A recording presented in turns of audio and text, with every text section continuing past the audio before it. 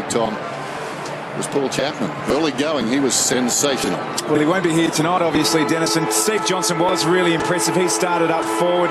Actually, Selwood's running with him. That's the Adam variety of the Selwood. He's now pushed up to the wing. So look for Steve Johnson to get involved really early in this game. He might come up the back of the centre square just in case the Eagles ruckman get on top, and they might try and run the ball forward. So Johnson looks like he's going to come through from the back of the 50-metre line. Stakes are high, just as we like it. The umpires tonight, Stevic, Schmidt and Pinnell, and away we go. Nat Nui goes after a loose ball, falls on top of it.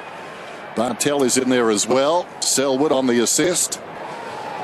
Last week's thrilling victory, built on a fast start. This is holding the ball. It's going to be a free kick to Geelong. Took an eternity, but Bartel, I think, will get the free. It's going against McGinnity. Jimmy Bartel, if he steps up tonight, he's been quiet in recent weeks, goes out wide. Taylor down towards half forward, coming up on the lead. Selwood knocked away by Shuey in the back to Shuey. Guthrie falling over the top, so a free kick to a guy who's having a very good season. Lays it off. Hearn, he can kick it a long way. That's a beautiful kick too. Juggled and marked by McGinnity. Good grab by McGinnity. Shuey's had more free kicks than anybody else in the competition, so he starts with one tonight, and that's a good juggle by Darling. Taylor Hunt to Enright, fully on handball by Enright. Prittis has worried him out of it, and then on the wrong side, Cox gets the first goal.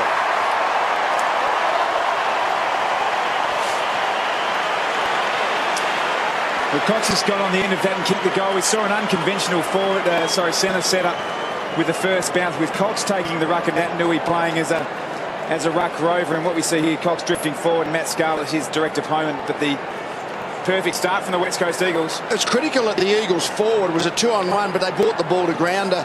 Geelong are really good in the air at both ends of the ground. Their forwards mark it, and defenders are very good at spoiling. So it was a really good effort. I think it was Darling, was it, who threw himself at the ball in the air and brought the ball to ground. Corey Enright, not his best hand pass, that one. Some decision just virtually fell off his hand. Again, we've got Nat Nui starting as a ruck rover. We're going for that body, particularly if it reaches some speed. There he goes after the football. Had it, lost it. Stevenson feeds it back. Wonderful gather by Johnson down towards half forward. Podsy Adley sweeps it out wide. Mackey doesn't mind kicking a goal. Glass doesn't mind smothering a footy. Got it across to Marston, to Prittis. Goes back now to Kerr. Kerr around the outer side. Precision under the chest of Hill. As I mentioned earlier, Hill has been very adequate as a replacement for at least one of those injured forwards. Small forwards. Here's Lynch. Sends it very close to the boundary. Stretching his hands. Couldn't hang on. Ball goes out of bounds. Son of a gun.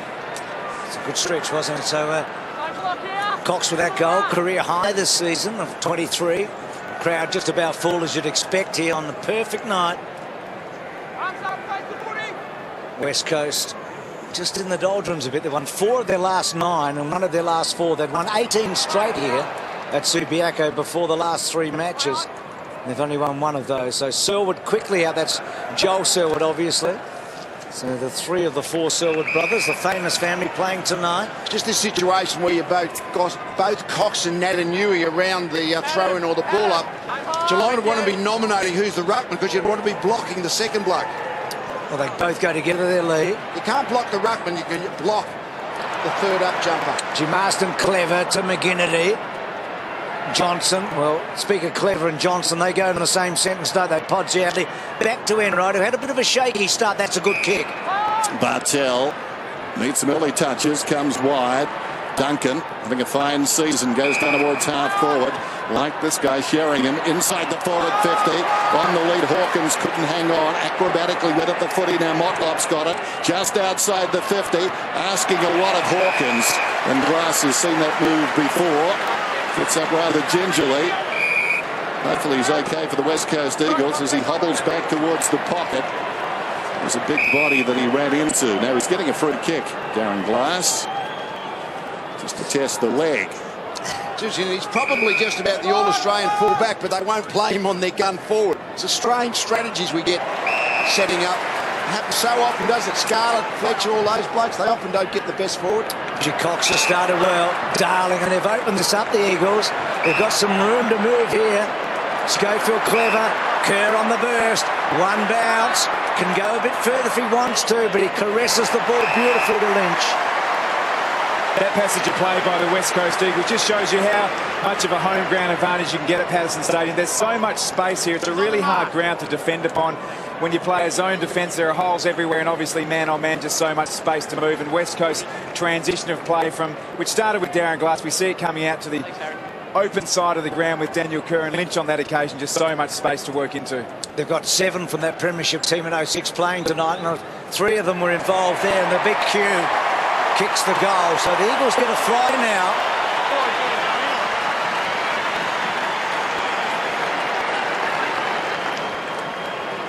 You can tell really early on that the Eagles are going to try and kick the ball to leading forwards. Don't kick the ball in the air. That suits the Geelong defence.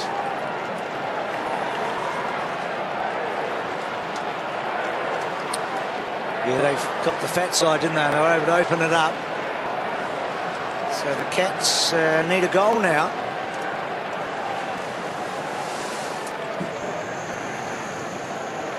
Well, Glass has gone to Podsadley, so as you can see there now, Schofield's actually picked him up. What Podsadley was doing when Glass went to him was dragging him up the ground. Now, the West Coast Eagles don't want Glass right up the ground, so he'll try and find another matchup deep in the forward line. Stevenson up very early, wide of the pack. Bartel slips a hand pass away. Stevenson, Duncan inside the forward 50. Bounces awkwardly, tapped down there by McKenzie to no one in particular.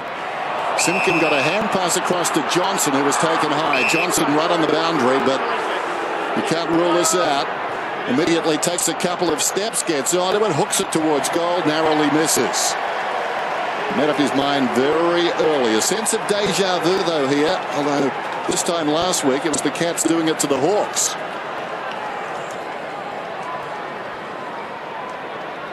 So Hearn spears it 50 metres. Schofield just fumbling an easy mark and then puts himself under pressure, drops the footy down.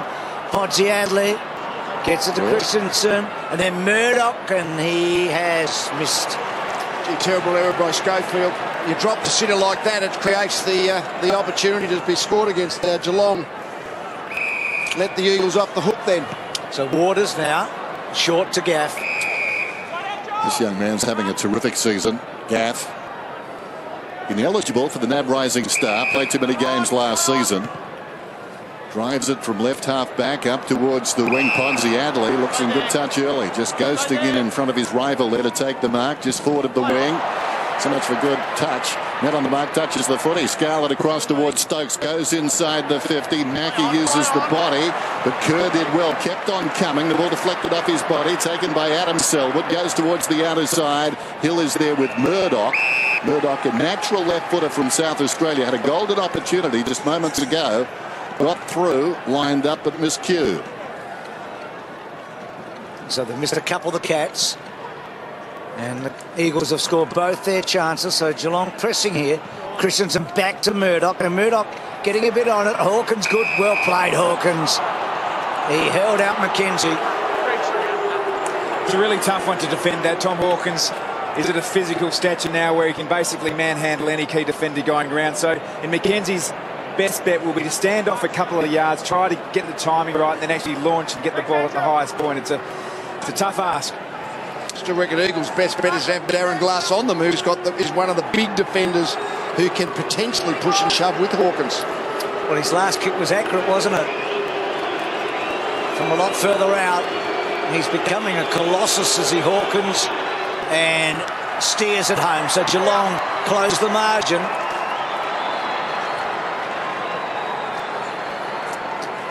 Think about him last week, Bruce. He kicked so well. I mean, that winning goal was just symptomatic of the way he played all night long.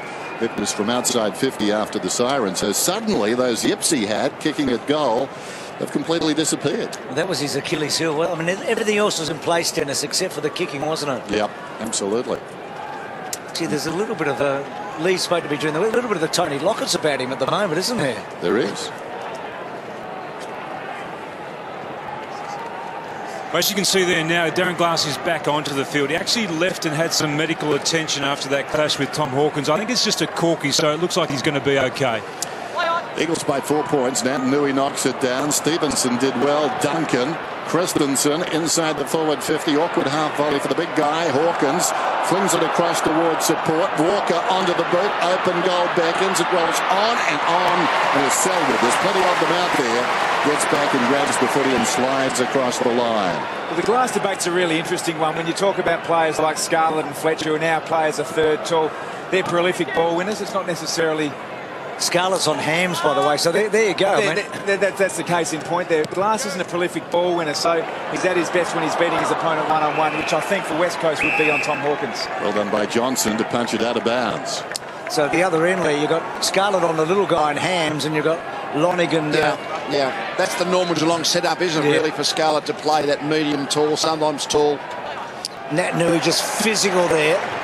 And then Pritis just overcooked the footy a little bit. Murdoch with that pace. You mentioned Scarlett being on hams. Well, your hams came off him and Cox came on, but that's what Scarlett can do. He can play on all different sizes and shapes. Murdoch ran 2.76 for the 20 metres in the school last year. I wonder if he's been impressed with what he's seen in London this week, young Murdoch.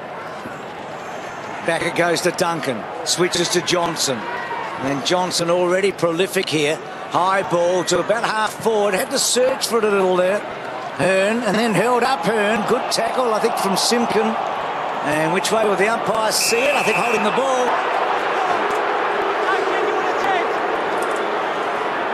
Well, he didn't drag it in. The question is, did he have prior opportunity? Gee, I don't know whether you could say that was prior opportunity to justify holding the ball. So Simpkin, just his second game. I mean, Geelong got so many youngsters. Well, he's not that young, but they've got 5 blokes that haven't played 10 games tonight. Remember, they were the oldest winning premiership team for 67 years last year. And here tonight, they've got youth left, right and centre now. Goes short and, well, indecision everywhere. And then well played in right. High tackle, surely. That was slack by Swift. If the kick had actually hit from Simpkin, that highlights how much space there actually is in the forward 50 with here at Patterson Stadium. But a bit of hesitation. What's the free kick here? Yeah, no question about that one. Way too high. So Christensen. So important, Christensen and Stokes. You feel like they're running into good form in the second half of the season. So this to put the Cats in front, and he's got it. So Geelong get back the lead. That's a good effort. I think it's fair to say the local fans were a little sensitive because Chris Scott came out and talked about the umpiring decisions in Perth and the sort of disparity between free kicks for these two clubs and the West Coast Eagles against visitors in general. So that time the crowd sort of getting on the umpire's back, but clearly watching the replay, that was a free kick. So Brave coach has got Joel Selwood on his team and talks about free kicks to the opposition, isn't it? That's right. Done a good job, Geelong, with the clearances. They're leading the clearances 7-3. Clearly, the ruck hit-outs are probably going to be the Eagles' way, but Geelong are just getting it at the ground level. That's by 3 points. One down there by Cox. Walker slaps it back. They're doing very well inside the centre square now, Geelong. Johnson sends it towards half forward. Well played by Glass. Waters grabs it. No pun intended. He drives it up towards the wing, and the mark is taken by Harry Taylor. Taylor from Geraldton. Feigns a hand pass, works it out, goes in short. Simpkin, he's got it just forward of the wing. Other players for St Kilda.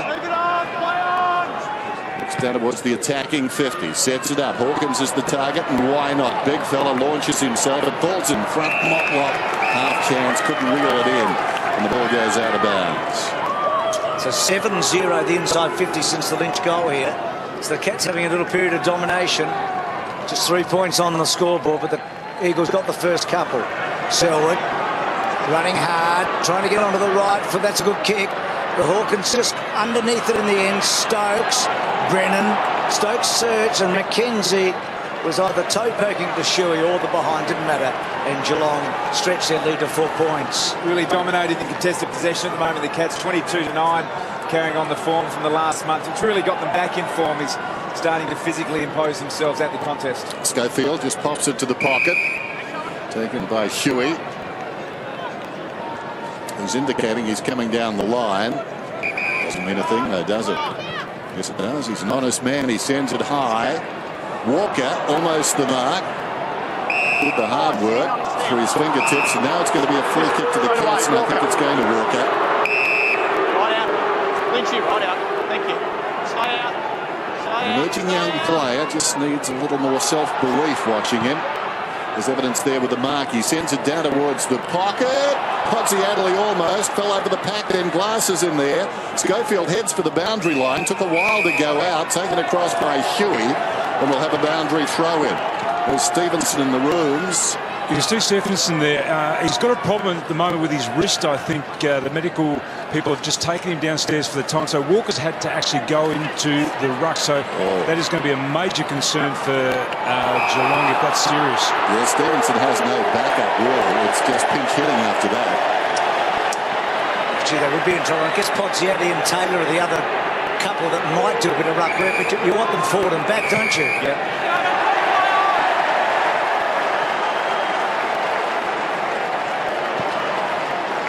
Yes, it's a dynamic ruck combination, Cox and Natanui, that a part-time ruckman has to contend with if that's the way it ends up. So Hearn gets it from Kerr after the 50, and then a couple of running bounces, and he takes off Hearn and kicks to Natanui at full forward, who just absolutely monster Scarlett there and takes the mark. This is the luxury I think that the West Coast Eagles have got at the moment, particularly with Stephenson down. They can afford to have Cox in the ruck and Natanui forward or vice versa, really stretching the Geelong defence. And I mean, that's part and parcel for Nick Nat these days. So Cox with 23 goals this season. Natanui going for his 17th. It's a great return by the two ruckmen. They've got 40 between them this year so far.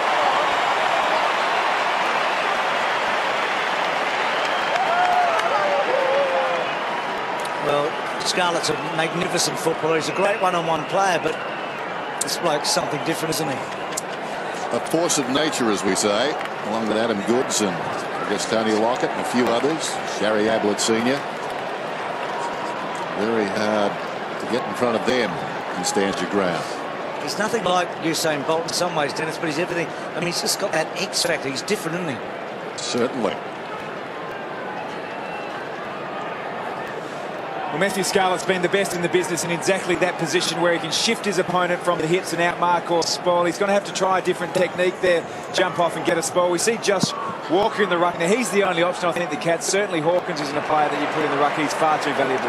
Critters out of the middle, kicks it very wide, and the ball runs across the boundary line. So interesting, the goal kickers for the West Coast Eagles, Natanui, Cox and Lynch. I think Lynch at 192 is possibly the shortest of those guys. That's rather unique in this age of midfielders and forward pocket specialists. Just throw it in. Walker knocks it down. Christensen, how did he find a way through? That was brilliant. Kicks inside the forward 50. Didn't really look, though. As a result, the kick favours Glass, who gets back a little hesitant, takes it across the line. Now, this could be an interesting call. I reckon that's right.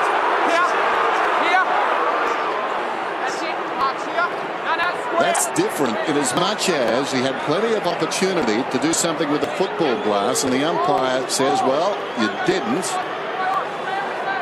Your fault, you ran out of bounds. Podsiadly's got the football. That turned out okay for the Cats. Podsiadly, one step, hooks it back. That's a brilliant kick. Puts it right through the middle. The J-curve. Well, the crowd don't like that, but I think in the essence of the rule, that's it. I mean, he went back there because it gave him a second option. And I suppose when you interpret that, that's deliberate. No, you're spot on, Dennis. It's a hard call, but the correct one. And what a magnificent kick. And a gutsy call by the official, too.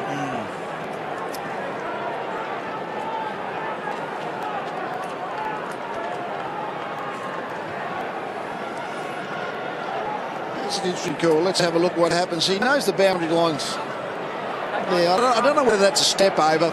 I reckon he did it well enough, Glass, that he should have been given the benefit of the doubt. But what Podsiadly, the Geelong Blakes do, they kick those cross-the-body runs beautifully. So you reckon, Lee, if a robber comes in and takes the money really cleverly, he should get away with it, eh? They were just the finishing touches, though. He started from 50 metres away, didn't he? It was genuinely taught. It was a craft we were taught as young defenders. Firstly, how to bunt the ball out of bounds to gain some yardage, and then that subtle just dance over. Oh no, I'm innocent up. I didn't mean to do that. And of course, Geelong handballed the ball over the line there, and there's no free kick. So the West Coast Eagles are up in arms here. Mackey down the line, and the boundary's going. 7-3. Oh, he's pinned him. Okay.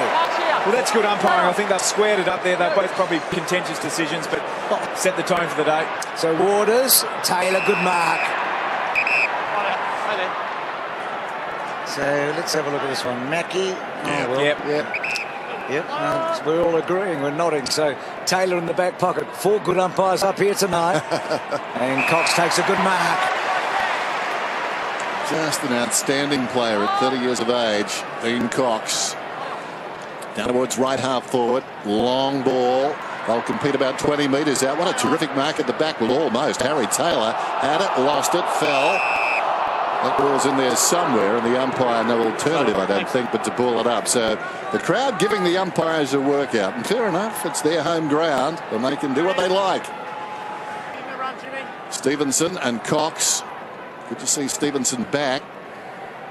A big job for him. Cox looking for Kerr, almost came off, just getting a hand in there. The fortuitous one was Taylor, and as a result, they get it towards half back, and Sherrington takes it across the line. That was wonderful anticipation by Taylor, because in another step, that ball was gone, and Kerr was shooting at goal.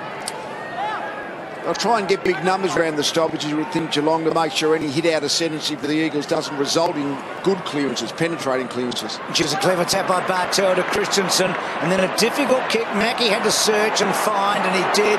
Back to Selwood. Selwood off a sort of step and a half to fall forward. Hawkins in a reasonable spot. That's a great mark. Well, he's just becoming such a weapon. I mean, the grand final turned so much around last year, but he's gone from strength to strength. Amazing. Like in his 6th year, he's played 96 games, I think 97 games tonight. And he's just looking so big and strong. He's just matured so much as he's gone into this season. And Lee, think of all the self-doubt he must have gone through, because he had a lot of media attention. Everyone was saying, he hasn't done the job. Well, he always looked like he might be, but now he is. Well, this is a tough kick, but he's used to tough kicks, and that one just hitting the post, and Hawthorn fans all around Australia say, why not? Well, this could be the legacy of the Pav a little bit down there too. These defenders are having a stiff trot at the moment for the West Coast Eagles. Pav softened them up last week, the teaser stallion. The ball goes out towards the boundary, just a lazy 8 for Pav in the Western Derby. And now it's going to be a free kick for a push in the back, and Enright will take it. Fox is his own ball. Cats by 5. Missing some big names tonight. Can they get the job done here in Perth? Enright takes something off the kick. It's nice. The mark is taken by Simpkin. Wants to go alongside the centre circle. Sends it long inside the forward line. Gutsy mark by Glass. Knows no other way. Releases Gaff. Gaff runs into the umpire. Comes to Marston. Crowd will not be happy now. The conspiracy continues, umpire Pennell. You're upsetting this crowd. You're taunting them. And justifiably so. Deliberately got in the way, I think the Eagles supporters are thinking. Yes. Scotty's weaving his magic on this game. It's paranormal. No, he tried to search, couldn't quite. Johnson weaved his way through, well played. Christensen's been busy. Was that high by Scott Selwood? I think it was. Stay there. Right there. I'm not game to look at the free kick count. So Christensen's kick to full forward. Hawkins launches. Taylor Hunt, and Stokes kicks the goal. And Geelong get a bit of breathing space.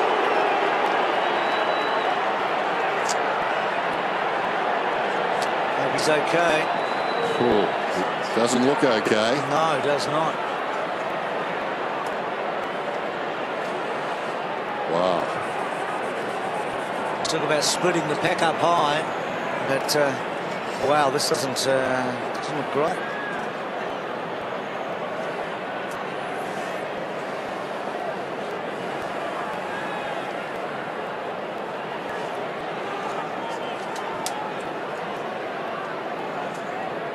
So a bit of a hush over the ground at the present time. It's Tom Hawkins. Watch this again. He really hasn't moved since landing. It's at the head. Head hit the ground on the way down. Side of the head. It's a terrible feeling when you're out there and you see one of your players down like that. Hasn't moved. The stretcher comes out. Now you have to feel for also the, particularly when you're playing away from home, your parents and friends watching the game at home. Yes, from my experience, Tom, planet Earth is very hard if you happen to just go head first into it. And, that's exactly what he's done. A few dry days here in Perth too. That wouldn't have helped. No, given that turf. I reckon the family lived with that sort of danger a little bit. Jack was a bloke who could really jump. He's a jumper, yeah. Also. I mean, this takes so much courage to launch yourself at the ball in the air, because once your feet are off the ground, you're out of control, really. And you weigh nothing. I mean, the pack pushed his legs out from underneath him, and basically he's just out of control, and it's just how you come down. The great Peter Knight's great centre-half back. We played the same 17 years. He played 70 less games because he was injured for about 4 seasons, because he jumped and landed and injured himself quite regularly on the way down. He was moving okay, I think, then, Tom, so fingers crossed he has a good recovery. It also showed that the importance of Tom Hawkins as the forward-line player for Geelong. The 3 West Coast defenders all converged to him at one time. So first and foremost, we obviously concerned for his health, and fingers crossed for him on that occasion. Then it becomes a football matter as to what you do. Yeah. And the Cats, of course, came in with these injuries tonight, and Stevenson's had a bit of a problem early. Looks like he's back out there, but is there a more important player out there tonight than Tom Hawkins right now, from what we've seen in the first quarter? Well, even what we've seen, every time the ball went towards him, it looked dangerous, didn't he? He looked like he might get it. He might have only got his 2 or 3, but it's a major blow for the Cats that he looks like he's gone for the night. And I suppose this can go one of 2 ways, Tom. I mean, players can really respond in the short term, Geelong players, or, I mean, players aren't fools either. I mean, they understand he's their major weapon. Yep. And suddenly... Well, we saw in the grand final last year, Podsiadly went down and Hawkins was the player who had to stand up and take control of the game. It might be a reverse situation here, but... I mean, fantastic duty of care, isn't it? Yeah, that absolutely. the modern medical staff at the clubs put the neck brace on to be on the safe side and just take nothing for chance. No, you can't take any chances when it comes to head and neck injuries, and we do hope for the best for Tom Hawkins. It was an innocuous accident in a sense, and not much you can do about that, but we do hope he's recovering. And what does Scotty do here about the sub? I mean, does he sit and wait and... you do sit and wait, but you wouldn't sit and wait for very long. No, I guess it's just to get the advice of exactly what the look is before. Usually they'll give 10 minutes just to make sure, well, okay, that's it for the night, and activate the sub. But not much longer than that do they wait before making that call. And then you've got to reassess what you do forward for Geelong now, don't you? I mean, in the old day, I mean, Chappie would have been handy because he's their second leading goal kicker, poor old Hawkins there. But I mean, Johnson out of the goal square is a good one, but he's so valuable now in the middle of the ground, isn't he, without Kelly and all the others? Well, Walker on screen there becomes a really important player. He's going to have to play that second forward ruck, which he's been doing anyway. But Podsiadly, a couple of games back now from injury. He was almost there last week. He got himself in good positions, didn't necessarily take the ball. Had a couple of chances already. Even you see them there, the 2 players, Walker and Podsiadly, talking about that. Podsiadly becomes the key forward for Geelong, no doubt, and structure up around that accordingly. So Josh Walker's booted a couple of goals this season. Of course, the grandson of a premiership player back in '63 for Geelong. His granddad, Peter Walker, was very pedestrian when it came to kicking goals. He kicked 1 in 159 games against Richmond. So Josh has got him covered there, and the crowd offering generous applause. In stark contrast to the noise they were making just moments before that pack took off. And that's great to see that they wish him well. Hopefully we see him again tonight. We'd say at best that's 50-50.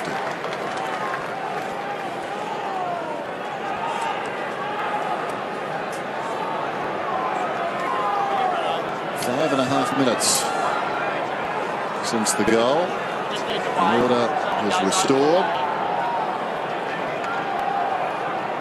And these players now, after that, have to go at it again and just ignore what they've just seen. They're good at that. That's what they do.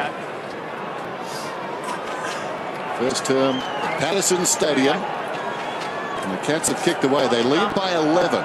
A depleted Cats now without Tom Hawkins. He got 6, a career high last week, and won the game for them. Stevenson was up. It comes to Johnston. Johnson's been terrific in that centre square. Sends it down towards half forward. Reaching over the top and fisting away was Brennan. He comes again. Behind the pack there was carnage. And I think Christensen's hurt as the ball comes up towards the wing. Taken by Swift. In goes Hill. Chopping it off in. Right hand passes out of bounds. And Christensen, I think, has done a shoulder, has he? Might be his wrist in. It's not sure, but could be. And last well, week, it could be the shoulder. Last week he looked bad and suddenly made an amazing transformation. He was back and in business in the space of seconds. So maybe there's something they can just manipulate there. Who knows?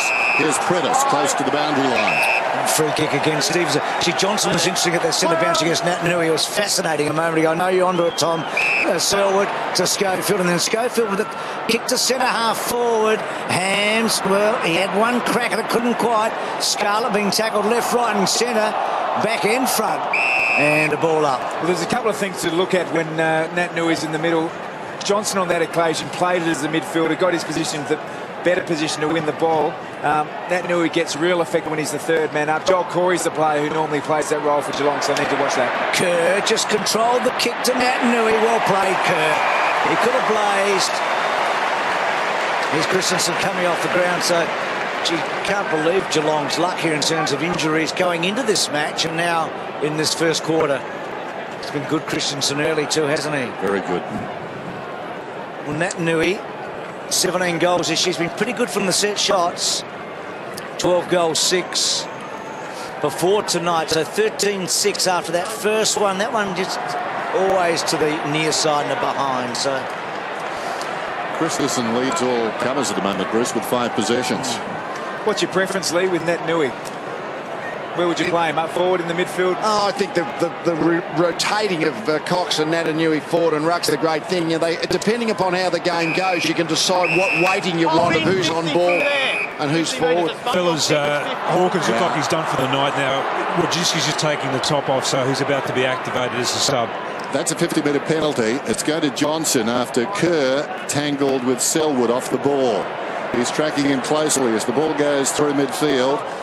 You need eyes in the back of your head at the moment. Glass in the opposite direction to the pack. Gave it to Prentice. Across it comes to Adam Selwood. Selwood the high ball. Inside the 50. The mark is taken by Lonergan. Plays on immediately. Enright in trouble. Almost gone. Well done by Enright. He was spinning like a spinning top in there. Eventually got away too. The kick inside the forward 50 from Stevenson. Makes your forward line now. Waters with the crumb. Taken down strongly by Stokes. Stokes has got him over the football. How will the umpire call this? Initially it's play on. Close to the boundary. And I think the umpire will ball it up. Already we're seeing the lack of Tom Hawkins. Then it was Walker who was the one-out contest with McKenzie. McKenzie was able to get the spoil in pretty easily, I think. So did Geelong take the ball in differently now, do you feel? I mean, do they have to look up a little?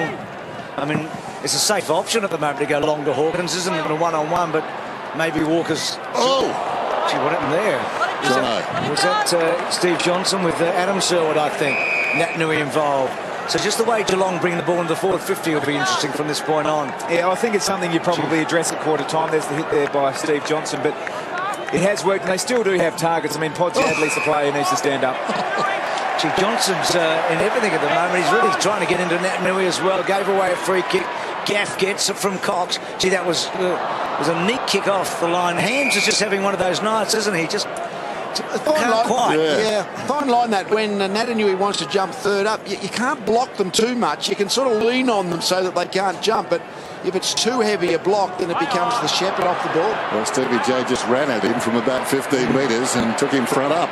There's an opportunity for Kerr. Kerr having a fine season, not that time though, when the ball spilled across the boundary line by Wojcicki. Bit of everything this game. There you go. He's going third man up. Naitanui running towards the pack. Stevie J had other ideas. Bartel's the Geelong player to watch in the situation as well. Well, they need him now, don't they? They need all hands to the wheel. Now, there's the old chicken wing again. Down goes Johnson, who's in everything at the moment. Well, he's not. I was going to say, Dennis, he's not afraid to run in the big men at Patterson Stadium. No. But it's, when you watch replays, so prevalent now, grabbing that hand-passing arm. Whether Chris Judd started something or not, I don't know. He's watching. 4 weeks gone. Here's Shuey. Kicks it down towards full forward, reaching over the top line again. Nick Nui behind the pack. Was he pushed in the back? Crowd thought so. Down goes Lonigan. In goes Taylor Hunt. Paul trickles out the back. A chance for Scott Selwood. That's his backside, you can see. He opts out. He was working like a beaver in there, but nothing doing. So Nat Nui, the last man up, or close to it. We'll have a ball up in the pocket. There's a few Selwood backsides out there tonight. Dennis, good, well picked. That's right. Well, did you look at the number or not? No, I just recognised the backside, Bruce. So Cox and Stevenson. West Coast pushing hard. Cox looking for a free. And now Darling back to Cox. And it'll be a ball up. Well, what a first quarter we've had. Major injury which could have huge repercussions on the rest of the season. And there's Tom Hawkins. He's up and about. That's good news. Yeah, that is good news. Hopefully he gets out there. Chris Bradshaw, the doctor, in there with him. So Cox tries to lay it down. Johnson's been fantastic. Lonigan, Bartel thumped it back into a bit of a dangerous spot, but Stevie J belts the ball forward. Can he impose himself, Johnson, on a game, which he's trying to do here now? I always like it when he's getting most of his ball forward at half. His first quarter last week, when he had 8 or 9 possessions, mainly centre forward, a couple of goals. That's the model you'd be like to be getting out of Johnson. So the boundary throw in. Cox knocks it down. Johnson again decisively. Duncan gets out of trouble. Comes looking for Selwood. Net as he kicked. The ball goes down towards half forward. The mark is taken by Podsy Adley. Selwood goes back on Selwood as the ball goes inside the forward 50, and Bartel takes the mark, wants to give it, does. Motlop runs into an open goal and kicks it. Well, so much going on at the present time here at Patterson Stadium. Bottom line says the Cats are up by 16. The Selwoods clashing now. For any overseas viewer, Selwood is not the Aussie equivalent of Smith everywhere else in the world. They're actually 3 brothers playing in this particular game, which does make us, I know, seem like a very small country. It's funny, isn't it? They obviously love each other dearly, the Selwood brothers, but they want to hurt each other when they're on the field as opponents. And funny the reaction you have with playing against brothers. You just wait for the crowd reaction anytime Joel gets near the ball now. So your younger brother saluting on that occasion. And a bit of byplay. Joel Selwood from Geelong's actually being tagged by his brother Scott Selwood, the youngest of all of them. So wonder how Marie and Bryce, the parents, are feeling in the stands at the moment. That'll be tough. And we've got the 2 Eagles Selwoods talking about Joel at half-time. I reckon they'd like to redo the interview right now. Have a second crack. So suddenly Geelong get a little break here, though. West Coast push forward. Cats lead at 5-5 to 3-1. Lynch. Scarlett did well. Can't quite get it out of the danger zone. Mackey and Scott Selwood. Mackey with a bit of pace. Left foot down the line. I think that was a mark to Simpkin. And that's a free kick up the front. Free kick to the Cats against McGinnity. Poor old Joel's on a hiding for nothing now too, because his mum hates him at the moment.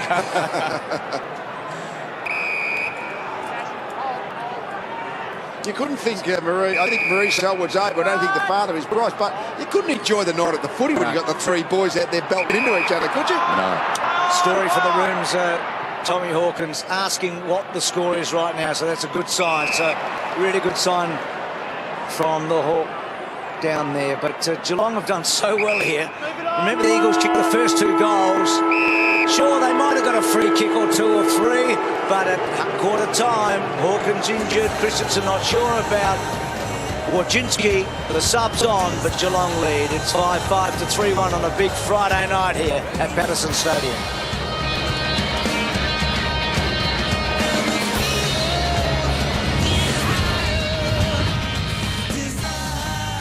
Ask about the score, but he's gone for the night. Huge responsibility now on the various club doctors, but policy certainly changing. Nick Nui double teaming Stevenson.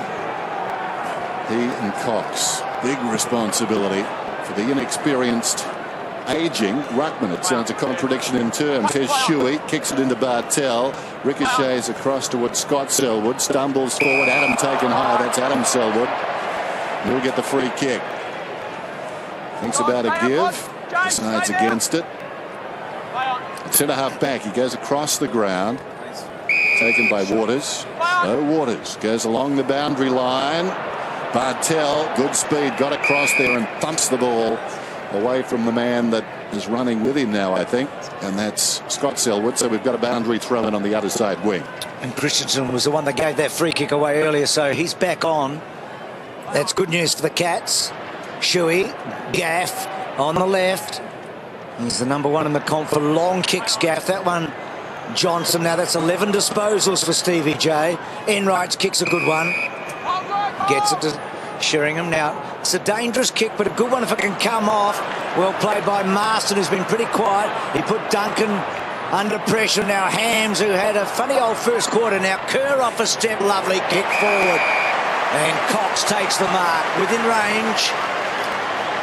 Such a valuable player, Dean Cox, to play out of the full forward square. And at the previous centre stop, which you just see the build up here, and it's a beautiful soft kick in from Daniel Kerr. But isolated Cox and Taylor, one out right on the last line. Harry Taylor likes to play more across half back. So that's been a good structural win for the West Coast Eagles. It was that dangerous kick from the Cats in, wasn't it? Oh, yeah. In the turnover. So Cox got a goal within about a minute of the opening turn. Just over now. We're inside a couple of minutes in this second quarter. So take a good kick, but he is that Cox. He's 50 metres out. Well, that one coming back. He's got it. So Cox has got a couple.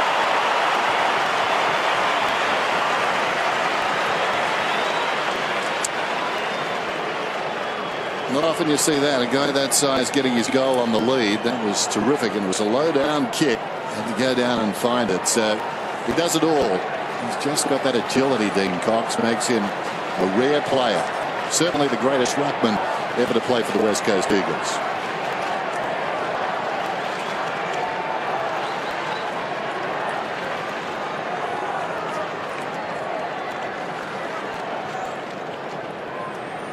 That attacking centre square kick, if you make it, well, you open up your own forward line, but of course if you turn it over, it opens up your defensive end. 10 points to the difference. There's the bounce back in the middle. Nat Nui decisively intended for Huey. Johnson read it brilliantly coming off the square. Stokes gave it across towards Mackey. Mackey goes down a half forward. Timely push there by McKenzie. Clever mark. Goes back across the front of goal. Half volleyed there by Waters. He's pursued by Motlop. Christensen is out there too, and that's good news for the Cats. Awkward one for Kerr. He's on his own defensive 50. Shrugs off Christensen. Goes in short. Juggled mark taken by Mackey. That was a nothing kick from Daniel Kerr coming out of defence. Mackey looks towards the middle. Sends a long ball towards Bartel, and Bartel's got to get the free. What? He locked his arm. He's holding his arm Going down. the other way. Just to wrap his arm up, I think. Must From the umpire's point of view, yeah. Adam Selwood, the umpire, just 10 metres away, so he saw it well enough. Goes to the outer side, and the clever mark is taken by Brennan, son of a gun. Takes off immediately, slips it to Shuey. Shuey with speed around the outer side. Stevenson won't be able to go with him. Shuey gets away, still going, slips a hand pass away to Prittis. Prittis 40 metres out, lines up, shoots a goal, and puts it through.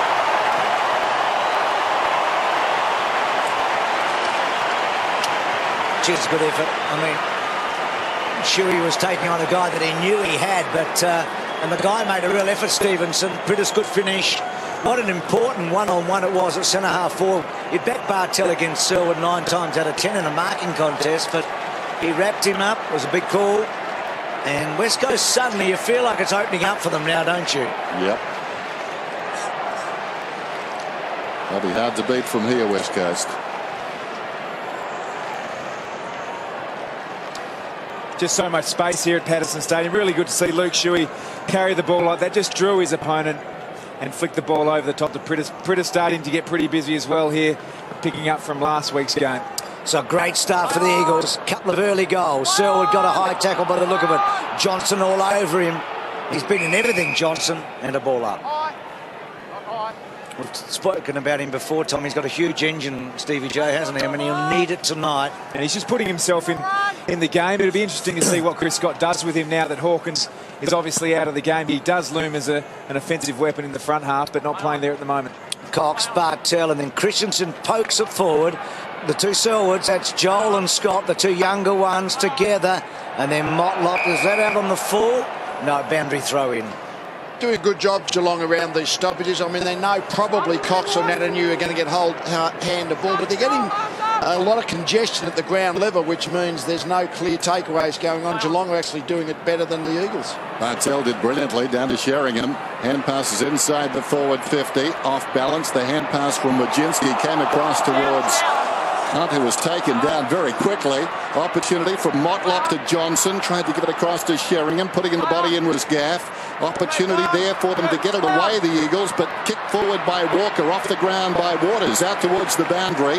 After it goes Brennan, this ball arcing along the line, but eventually it goes out. So just watching those matchups again, it is Scott Selwood with his brother Joel. There they are. And Quittis, last time I looked, had Bartel, although that boundary throw in, Swift had him in more ways than one. In goes Johnson. Well, Johnson has just been fantastic. It spills to Kerr. Kerr sends it up along the outer side.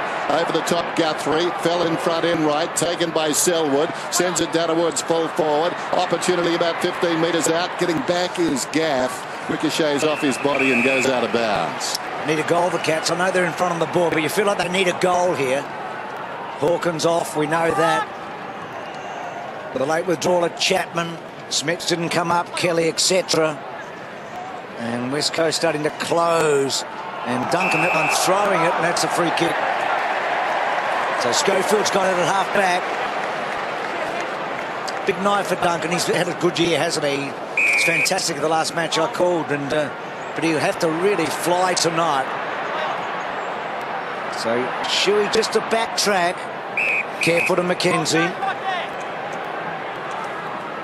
So where you've got to be so accurate with your foot skills here. McKenzie kicks to a contest. Geelong got some numbers there. Taylor Hunt front spot. Swift, that's a good win for the Eagles. Marston off a step. Lynch is the target, works his way in front, off hands. Came to Hams, gives it back towards Lynch. Across it is to Hearn. Hearn kicks it very close to the boundary. It bounces out in front of Darling. John Worsfold looking on. The Eagles celebrating their 1982 premiership. There it is. John Captain at age 24. On his 11th season as coach. He's been part of just about everything big for the West Coast Eagles. Ball is out of bounds again. It will be thrown in. Christensen seems to be okay now. That's him with a bandage on his left hand. Johnson just finding anyone to bump. Doesn't matter. That late night looking for someone to dance with. It comes out of that congestion. Duncan straight onto the chest though of Waters. Well, this is the I guess the opposite thing happening when Johnson pushes right up the ground and play through the middle of the ground. Bo Waters can play and dictate turns across half-back for the West Coast Eagles. So Waters hugging the line here. Darling has been pretty quiet front spot and a boundary throw in. Hasn't got off the leash yet, Darling. They'll feature at half-time those Eagle Premiership players. It's been a big week in Perth. What a team collectively they were in that stretch of 3-4 years. Taylor Hunt, clever by Selwood. Still in the contest. Hearn did well there. He's kept Christensen at bay with his strong body, Hearn, and he rolls it over the line with the foot in a boundary throw in. Good player, Christensen. Really emerged last year. Need Stokes to come to the party. If they're having any chance of winning this. Ball in front. Now it's going to be a free kick, I think, for the West Coast Eagles.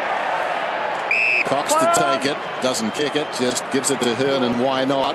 Look at that kick. They'll compete about 25 metres out. Lonigan from the side. Scarlett got a boot to it. Involuntary one. Runs back towards the kick-off line. Hand pass from Guthrie to Taylor Hunt. And he puts it out of bounds on the bounce. Just get the feeling, as Bruce said, momentum is really starting to shift in this one. It's wearing suddenly blue and gold. Something will really need to spark Geelong to stay in it. But they showed so much character last week to win at the bell. Gaff, we like him. Snaps down towards full forward. Off target, going back is Scarlett. Probably a free kick for the man on the ground down there, Jack Darling. Haven't called his name too often. Another boundary throw in, I think. Yeah, they're on top now in general play, the Eagles, but the Geelong defence is still looking pretty solid. It's going to be hard for the Eagles to crack that open. Stevenson went to ground. Coxon went without it, and that'll be a ball up. Just back to that last free kick. That was a free kick there. Tom Lonigan was facing Jack Darling on that occasion. Should have been awarded with a free kick for the Eagles. And Darling let his thoughts known, didn't he? So he's had a terrific year, Darling. Just hasn't got amongst us so far tonight. Plenty of time. Cox brilliantly done. Shuey, I reckon that was a good call by the umpire. He fell forward. And the ball's still not quite out. Johnson's in there with one of the Selwoods, I think. Safe in the pack tonight to say one of the Selwoods, isn't it? Well, the umpire closest to it obviously couldn't see it because it happened on the other side of where he was standing. There was about 10 or 12 players between he and the decision. Stevie J with a beautiful set of numbers. Dangerous situation for the Cats here. Cox trying to knock it. Goldwood. She's been wonderful. Johnson gets this kick back towards the wing. He's responded to a very awkward situation. He was confronting his team. They're still not out of the woods by any stretch of the imagination. Mackey goes to Simpkin, who is in mid-air and across the boundary line. So a boundary throw-in. Just the attacking side of the interchange gates. West Coast Eagles way. Big crowd, glorious night, hardly a breath of breeze. Cox was in front. Stevenson knocked it down. Johnson again jams it on the boot. It bounces up towards the wing. Adam Selwood taken high and worked over. We've almost got the 50 there. Adam Selwood to Hearn. They're making sure he gets the ball tonight. He's been struggling with possessions in recent games. There's Cox. Takes something off it, goes short, and Glass now is pushed up. Looking back up the ground, there is no one in the half that Geelong are attacking. In fact, you could add about 40 metres to that. The man that's deepest is standing on the line of the square at half forward for the West Coast Eagles. There goes Glass down towards full forward. Then Darling uses his body, using his fist. Lonigan played it very well. Battle of strength. It goes out of bounds. Steve Johnson coming off now. This is where he should be at his most dangerous. Pushing forward. Sorry, I'm at the wrong. Johnson, unfortunately, they can't do it, Tom, because they need him in the back half at the moment, don't they? Because that's where the ball is. And he's the guy who's been getting it. Taylor Hunt crashes forward. Glass, who I don't reckon he's been in the forward 50 too often in his career, has he? And now Kerr whips it to Gaff. Bartell went without it. Gaff won the battle of the freeze. Gets it to Darling. Well done, Bartell. He's at second effort now. He might be in trouble. That ball comes out though. McGinnity gets down low. Still out. Pittis, those very solid hips. Adam Selwood with a left footer, and he misses a lot, and it's out on the full. Intensity's with the Eagles at the moment, no doubt about that. Their forward pressure inside their 50's been really strong. Noticeable shift since quarter time. Short one, dangerous one. Scarlett though. They've still only had 2 scoring shots. I mean, they've got to crack the Geelong back 50. That is a great strength that Geelong has been in this whole sort of premiership era. And just in the one-on-one contest in the forward line, apart from their ruckman, there's not many Eagles forwards look like getting it. Scarlett's kick was good. Mackey, who took the mark, his kick wasn't. Now Kerr takes off inside the centre square, sends it back inside the forward 50. Surely Hams will get a free kick. No. He was backing in apparently on Lonigan, according to the umpire. Guthrie took the mark, goes short. Everything contentious now. What a controversy has been that sort of week. Enright's got the football in the back pocket. So Hams having a pretty quiet night. Looks like he just fell off a key ring, but generally he's very dangerous on that forward line. Not tonight. Had some interesting matchups too in the first half. Here's Enright working double team. Just short. So much help back there. Enright, they're everywhere in defence, but nothing forward as Motlop found out. Just jams it on the boot inside the centre square. Falls in front. Adam Selwood got a hand pass away. Hearn looked down towards half forward. I think he was looking for a leading Glass, if you don't mind. Hearn kept coming. And there's the man we were talking about, Hams. He's taken the mark about 40 metres out. Well, if you play on the half-back line as Hearn does, not often you get the chance to send in a short pass looking for your captain, who generally plays behind you. Starting to get really busy though now, Shannon Hearn. Able to set up that free play across half-back. If it's not Hearn, it's Beau Waters winning the structural battle at the moment, the Eagles. So Hams, a goal here, and the Eagles will lead. It almost seems inevitable. Not with that kick, but it does seem inevitable anyway. They're just attacking relentlessly. Just past midway in this second term, John Worsfold would be feeling a little better. So, Dennis, that was the first score in 12 minutes for either team, obviously. So 3-point margin here. It's hard going for the Eagles. They're pressing so hard. Nat Nui, brilliant.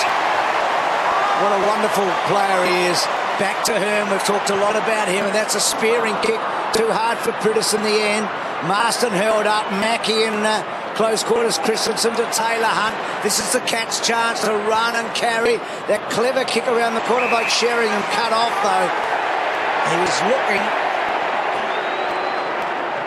And Selwood, Adam, and Kerr collected by Sheringham, and the little kick forward coming from Stevenson to Stokes. Now they've opened up here, the Cats. Taylor Hunt should kick a goal. Running with a bounce, gets to 50, sizes it up, keeps it low, and Geelong against the flow get a very important major.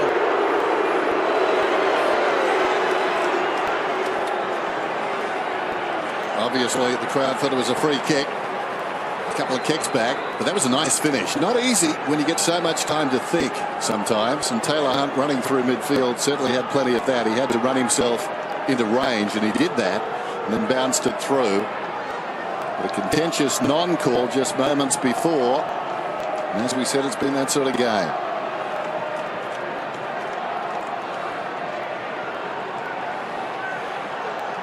Done a good job. Done a good job, Geelong, haven't they? They defended the fort for about 5 minutes, and then they've attacked.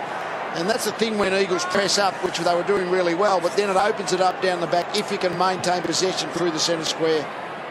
Yeah, the quick break. Pritis gets a hand pass off to no one in particular.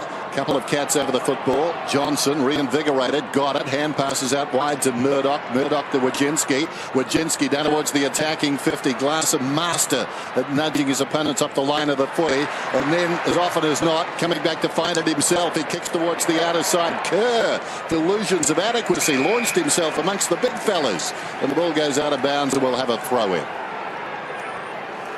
To 13 disposals now. Daniel Kerr really starting to exert himself in the game. Steve Johnson's up to 8 clearances, which is a career high. Previously best was 7. Well, we know what that signal meant now. Kerr drives it down towards the wing. Darling missed it. Scarlett put the body in, picked up by Hunt. Did pretty well, fended off the big guy. Quentin Lynch runs to the wing, penetrating kick down towards half forward, hit an eagle hand. As a result, took a deflection. Hearn goes to Selwood. He's taken high again. Adam. It's a tough way to get a free kick, I tell you what. It's got to be a world record, these over the shoulders, I reckon, in this game. I've never seen so many. Well, you can't doubt them, can you? They're all there. Yeah, yep. I mean, he was just changing direction and the arm went high. Well played by Hunt. Geelong now digging a little deeper, finding something. Murdoch went to Scarlett. High ball, Bartel. Bartel takes the mark. He's good at that, Bartel, isn't he? And then a good kick to Wojcinski. And Geelong with a chance to open it up. He wanted to go the handball. Good kick inside. Laced it out to you-know-who. He's been everywhere. Steve Johnson. But this is where he doesn't want to be, straight in front. He hates this. I wonder he'll do it across the body. Here we go. And he hasn't got the distance. We'll be taunted about that for the rest of the game, I reckon. The J curve. We'll get back to Podsiadly. Goes back to Stokes. Back to Podsiadly, who J curves himself and misses the lot. Oh, Stevie J. I think he might have forgotten. I think he just didn't calculate there was going to be someone standing on the line. As a coach, Lee, what do you... Oh, no, that's how he does it. But what he just made, he could have missed it from 30 metres out straight in front. The kick's okay. He just misjudged the elevation that he needed to get it over the top. I think as a coach with Stevie J, you say, how many sugars do you want? On the other side, Stevenson then. How about that? They set it up so perfectly, close to the line. Adam Selwood took another one high. It's got to be a world record. It has to be. Well, Dennis, coming into tonight, Shuey, Joel Selwood and Cox had more free kicks than anyone in the competition. I think Adam Selwood's got him snookered already. He's closing quickly, and when he goes home, only his hairline will be showing above the neck of his jumper. On the outer side, they're paying a mark, I think, aren't they? No, it's a free kick to Nat Nui. Hand pass to Kerr. Runs himself into trouble now. Kerr goes along the boundary line. Well played. Shuey under pressure. Gets boot to ball. Carries the wing from behind Hill. Haven't called his name too often. Knocked it down in front intelligently though. Marston comes back towards Scott Selwood. He kicks it towards half forward. Standing his ground. Bartell. Late gaff. Swoops on the loose ball. Sends it long down towards full forward. They go back after it. Cox trying to finesse. Couldn't do it. Harry right there, step for step, behind. It's a big fly. But the Natanui... They were making sure that Natanui couldn't take the jump at it and got pinned, of course.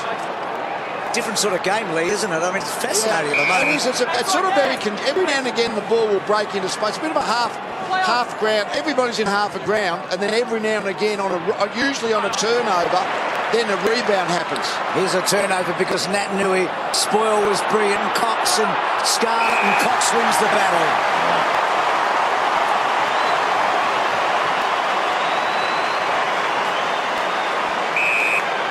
See, there's some more Australians between those two guys. I think Cox has got 5. Scarlett's either got 5 or 6.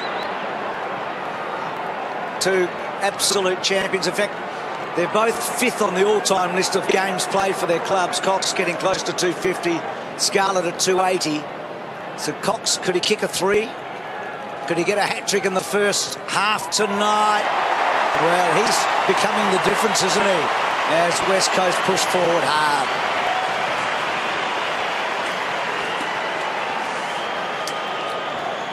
He was, Dennis, he was nearly gone, what, 2-3 years ago? I mean, he had a couple of really down years. He must have been injured, was he? Well, I don't know. I was at a function once where I suggested perhaps they should trade him, and he was sitting about 20 metres away, so I don't go near him. I'm sorry I brought it up. I just avoid him at all costs.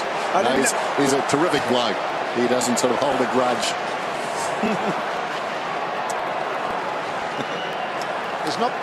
There's not many 200-centimetre players that are strong enough to have ground level strength, hip down, to push and shove against good defenders. Dean Cox is a rare beast, a 200-centimetre player with his strength. First time he's got multiple goals against the Cats. Previous best, a few ones, but tonight he's got 3, and it's not even half-time. Not far away, it's under 5 minutes. There's the bounce back in the middle. Natanui, brilliantly done, down to Kerr. Sends it towards half forward. Scarlett got a hand on it. Prittis did nicely. Still Prittis after that football in the opposite direction. Enright, who's been very good as well. Now Bartell with a half chance. Heard the voice, goes out to Wojcinski. Anxious to make it a race, Wojcinski. With him is Schofield close to the boundary line, and they fight a draw. Boundary throw in. Let's go down to Tim. Well, Podsiadly maybe have a bit of an injury concern at the moment as well. He's on the sidelines here. He went down when that Natanui decision was paid, and they've gone very small in their forward line at the moment, the Cats. So remember, if you just joined us, that Hawkins subbed off.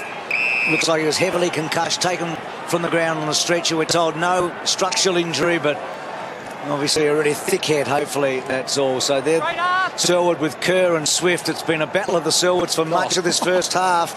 It's been a remarkable half in so many ways. Shuey from Natanui and getting back Mackie. Good hands. Guthrie running hard, stretching his opposition, kicked up centre wing. That's a lovely mark because he had to wait a little, Murdoch. He's a likely colt, this fellow, isn't he? There's a lot to like about the way he moves. Now Taylor, also a left footer like Murdoch. Now that's an interesting kick. Now can he get it over the back to Stokes? Waters did enough, and that was delivered by McKenzie, belting it out, but it'll be a boundary throw-in. So here's that last boundary throw-in. I'm not sure you can do that. Well, Scott Selwood's off at the moment. And there's a goal. Is it from, is it Stokes? I think it is. From nowhere, he's kicked his second.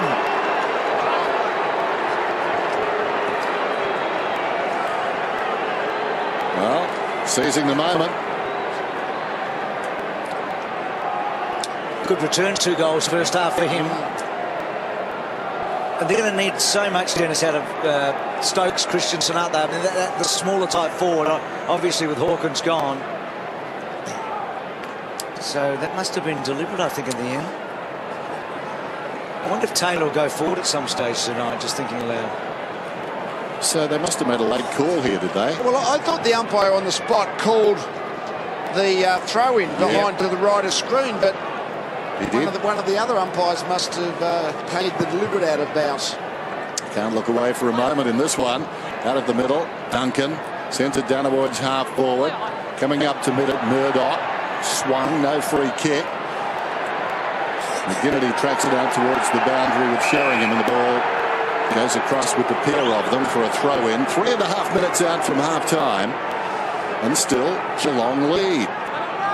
Gallant performance so far. 47 plays 39, but then again the Eagles have been gallant for the best part of the season, racked with injuries, and still they kept on winning until recent weeks. Wojcinski short, the mark is taken by Murdoch.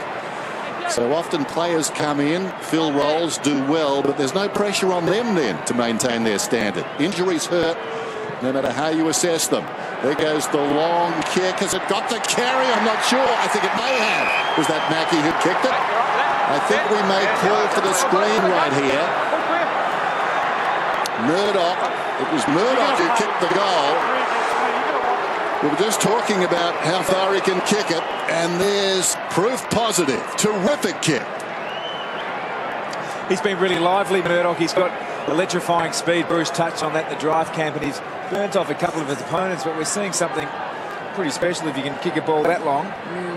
Here's the value of Joe. I've spoken about a lot during the half. The value of Johnson to make sure Geelong get the clearance despite the Eagles' big ruckman sort of maybe getting the hit out. That's just been a real key to Geelong's lead. Well, Johnson's handball over his head. Yeah. I mean, he is a football genius. Eyes in the back of the head. He does things that just take your breath away at times. It's a long kick. Well, Scott Selwood's got Joel fairly much under control, so the contribution of Johnson in those stoppage clearance areas is just so critical. And a critical little period in the game now, because there's a handy little break again. And I'm like Dennis, I mean, every time you say Geelong in front, you can't really work out how and why, but they are. Well played that time by Darling. Kerr has been busy. Lonergan's been so good in this first half. Enright had a shaky start, but he's been good since then. Wojcinski, who was the sub, he came in for Chapman and then came on for Hawkins, and he ran a long way and kicks to a 50-50 at centre wing. And then Motlop wanted to go off the ground, couldn't. Simpkin, now Motlop, that was clever. Can he break the tackle? He does, bouncing away. Run again, when he runs a long way. That's a good kick. It's a goal. Ooh. It is a goal, and Geelong are turning it on. What a team they are. Well, that was remarkable. A couple of long runs that took it right to the brink. Motlop, he could have had that second bounce that Bruce was imploring him to take. He elected not to. What a wonderful finish. Spoke about it before. Sometimes you get a lot of time to think about the kick. Motlop, plenty of time there, although there was more pressure on than when we spoke of it with Josh Hunt's goal. But this is terrific. They're up by 20 points against all the odds tonight.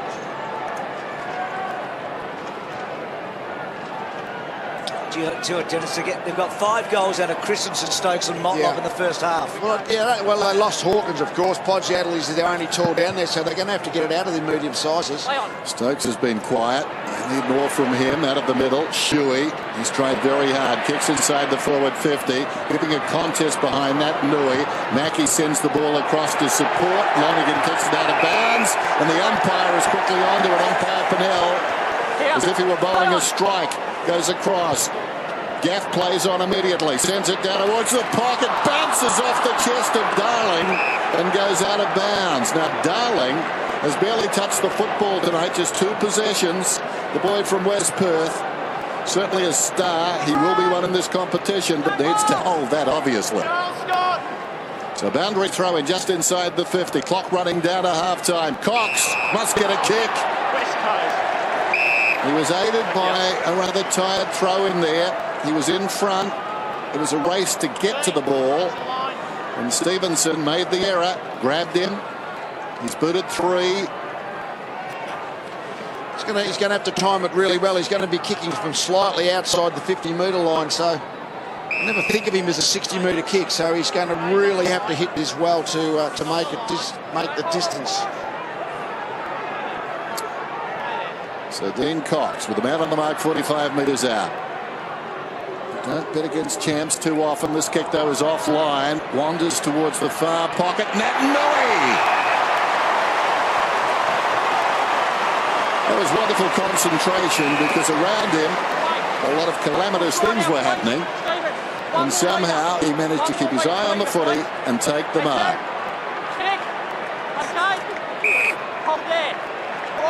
He is the rarest of talents, this man. Comes around, kicks it, goal. Crowd love it. He's got two, and the big guys weighing in for the Eagles. Well, what a contrast. At one end we've got Cox and Naitanui, 5 goals between them. At the other end, Geelong are going to rely on the little guys, aren't they? The medium sizes versus the height of the Eagles deep forward. We've talked about it ad infinitum, Lee, but they're such a weapon, Cox and Naitanui, aren't they? Yeah, they are. They're a fantastic pair, aren't they?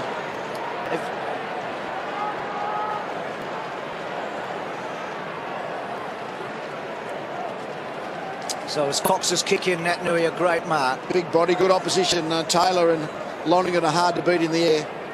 So West Coast get one back. Still time for another goal, one way or the other. And Geelong lead by 14 points. They got it to 20. Remember, the Eagles kicked the first 2 goals of the match. Stevenson goes early. Pittis, Rowe, and now Kerr. Good tackle by Bartel. Johnson, who's been magnificent, runs straight up the front of Sheringham, I think it is. And then Stokes gets the ball back to Stevenson. Gee, that was a tough tackle by Brennan, but a good one on Selwood. Swift to Marston to Swift. Out wide, McGinnity dropped it down. Wojcinski pulled him down. Brennan dropped it out. That was a good tackle again by Bartel, and a boundary throw in. Gee, out the crowd into this. Well, I understand the importance of it, I guess, Bruce. It's been spelled out all week. And it's a wonderful rivalry, isn't it? Talking about that 92 premiership being celebrated by the West Coast Eagles this week. Of course, the vanquished in that grand final were Geelong. Johnson, Bartel working a little 1-2 over the football. Sheringham, he's recovered well and dashes into the pack. Knows no fear. Neither does Gaff. Fell over. Christensen trying to get out of there. He may have been legged. He's getting a free kick, Christensen. Started very well, was their brightest light in the first term. Came off with what appeared to be a shoulder injury, but he did that last week too. He comes back as though nothing had happened. He kicks it up towards the wing, and the mark is taken by Johnson. This is a virtuoso performance. He will leave tonight and get on the team bus with a violin case. He goes back. He's been everywhere to try and lift his team. Scarlett's got the football. At half-time, Geelong have got the lead, and that's quite remarkable. The West Coast Eagles are 7-3. The Cats are 9-5. So 14 points is the margin. Steve Johnson, 19 possessions to the half. He's on career-high pace. Can they maintain it? Or will the West Coast Eagles wear them down? We've got a good one on Friday Night Football. Tonight on the Huff. Second in 07, but ineligible both times. I wouldn't be surprised if Daniel Kerr tries to take Steve Johnson's body around these clearances. I mean, Johnson's just reading them so well. The Eagles have to do something to prevent his access to the balls that comes off the ruckman's hands. Cats by 14 points then. They led by 16 at quarter time. So much to play for. Still wide open on Friday Night Football, and away we go. More of the journey. Stevenson wins it down. It's holding off the ball. Yeah, Steve Johnson hanging on to Daniel Kerr there. Definitely there. So Kerr gets the free kick. It's going the other way. Kerr, we said Daniel Kerr. Whoops, okay. Players are confused. So am I.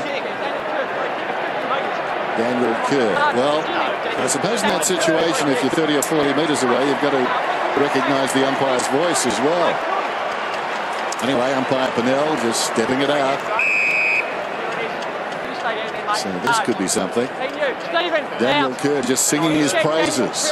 Yeah, I think it's fair to say that the Geelong thought it was a free kick. I mean, that's not deliberate time wasting. Kerr from right in front slams it through. So the first kick of the second half, and Kerr brings up a goal, and the margin is back to 8 points. That's something you can't draw up on the whiteboard. So do you think Johnson was foxing, or did he not really know what was going on once the free kick was given? That's the hard part, isn't it? Tommy picked it up. Tommy knew. No, the free kick was certainly there, but when it comes to time wasting and foxing and those sorts of things, players don't make those mistakes. It's an unfortunate 50-metre penalty for for the Cats, but they're the rules.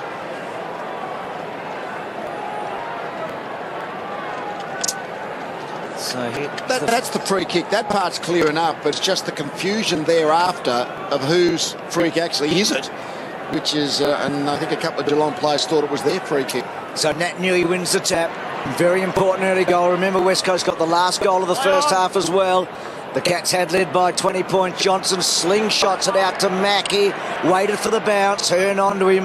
Mackie towards the line. Podsiadly, who had a bit of an injury problem. So West Coast kicked a goal in the first minute of the first quarter, about 67 seconds in. Cox in the first 2 minutes of the second. And now Kerr again in the start of the third quarter. So they've been off to a fly in each of the terms so far. Nat Newey, Bartel coming across. And then Johnson again. What did Winston Churchill say about relying on so much from so few? You feel like Geelong are in that boat tonight, don't you? Yes. Never we owed so much to so many for so few, or something like. You know what I mean, we'll meet Dennis. them on the beaches and I've all been that over stuff that as way well. lately. Go on, off you go. Doesn't work on the beaches, we'll go somewhere else. Take him on again. And there is Mackie, and he thumps it towards the boundary, and the ball goes out. Have another throw in. Thought you were going to mention that Winston Churchill mentioned Steve Johnson somewhere in those speeches. He's Churchillian at times, but actually West Coast is sort of, with Cox and Nat Newey, they might be in a different boat, but the same one. Throw it in. Hooked down behind there by McKenzie, taken by Mackie. Jams it on the boot. High ball inside the forward 50. Podsiadly. It was like a marsupial catching the football there in his pouch. How did he hang on to that? It just popped in. Watch this again. James, around. What's going on? Shiver my timbers. Just got the fall of the ball position. That's what they're always fighting for in those one-on-one contests, and he just was able to ease Glass out of that drop of the ball zone. Podsiadly with one goal. That was a terrific effort. He's a strong hombre. No one seems to beat him body on body.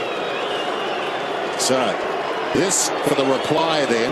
Almost the identical position at the opposite end of the ground, and Podsiadly gets the goal. So we're back to the halftime scoreline, goal for goal. There have been two more unusual recruits than Podsiadly and Stevenson in the one team together. I mean, Geelong really needs Stevenson at the moment, and we know what Podsiadly's been for them in the last 3 seasons. He's been such a very important player for them. Stevenson's been admirable this afternoon. Has. I mean, tonight. He's tried hard. He's a competitor, Newey's, isn't he? Yeah, Nat Newey's caused him problems with the lead.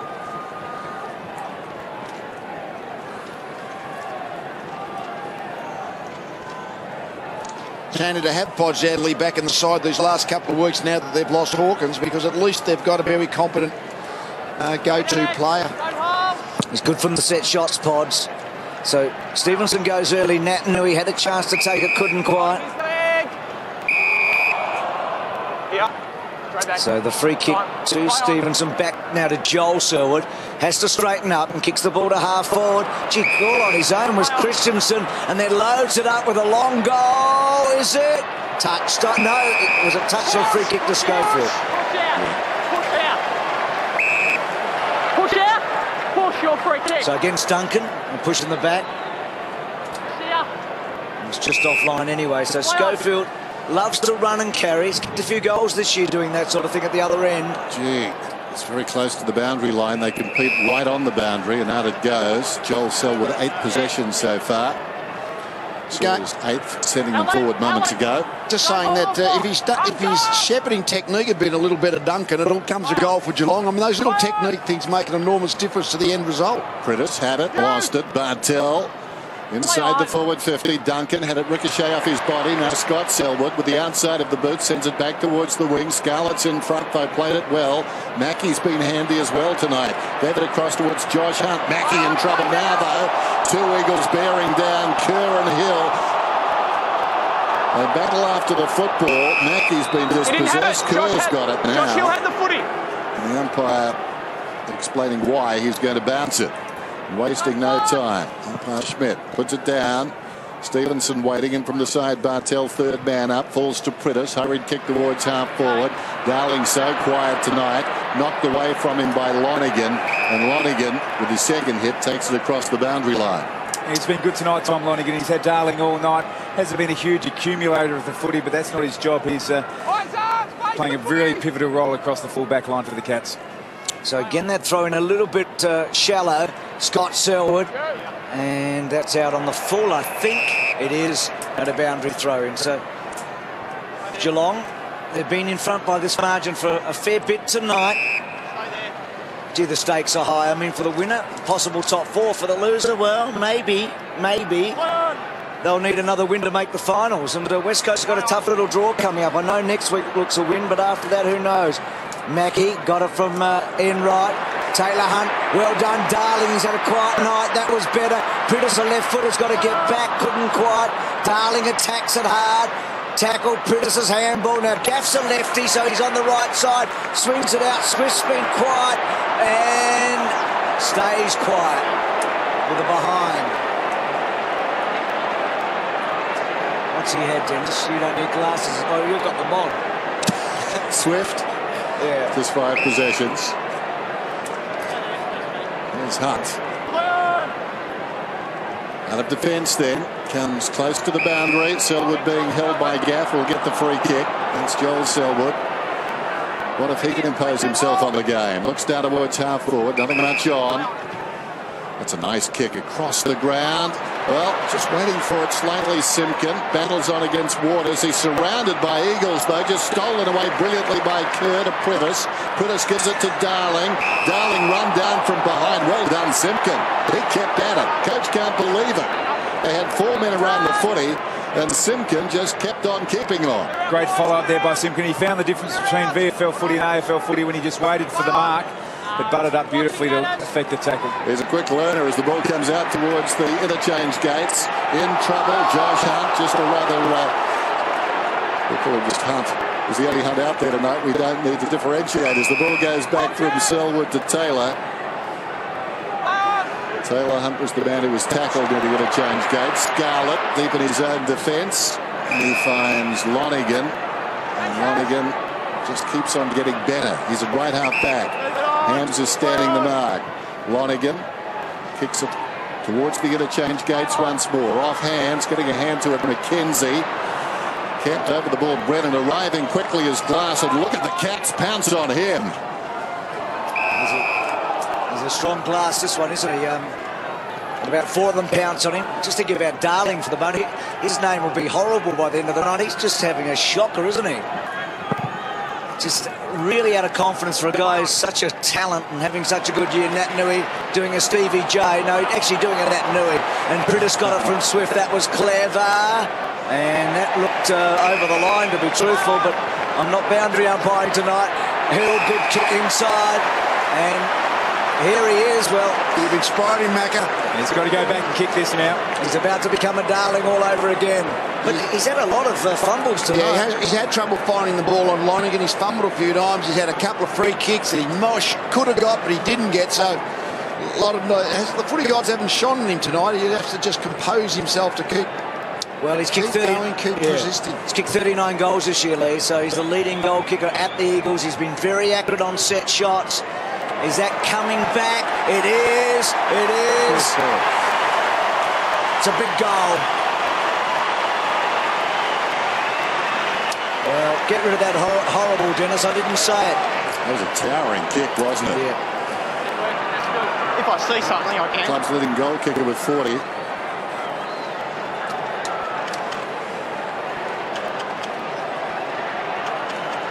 So the margin just 7 points again. You feel if they get their nose in front, don't you? Yeah, they'll be very hard to beat.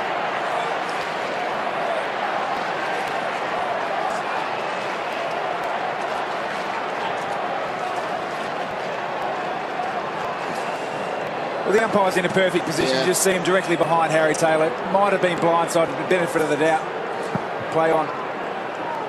Jack Darling, 40 goals, leads all the Eagles. Priddis to Cox at close quarters. Scott Selwood sends it long inside the forward 50. Stretching at the back was Lonigan. Falls in front. Darling suddenly into the game. Marston over the football. Christensen emerges with it. Goes out wide. That's a nice kick. The mark is taken by Simpkin. So that mark touch and go by Hill right on the line. I think I mentioned earlier 16 goals for the season. Actually, he's got 30, played 16 games. Coming away is Brennan, just throws it on the belt, leaping very high there and trying to punch it forward was Brzezinski. Now it's Brennan again who followed up. He's taken down by Duncan, holding the ball's the call. Good call. Terrific tackle by Duncan. Gritted his teeth. Short kick to centre or into the heart of the centre square. Simpkin again to fall forward. Podsiadly beaten by McKenzie. He didn't take. Yes, he did take the mark. It bounced off his chest, but he got it back. That's a slack handball, but Glass all right. Gets it back, and that's down the field against Walker. So Scott Selwood out wide. Asks Hill to run. Gee, a couple of fumbled marks, but Hill's got some time. Normally a good kick, finds Lynch.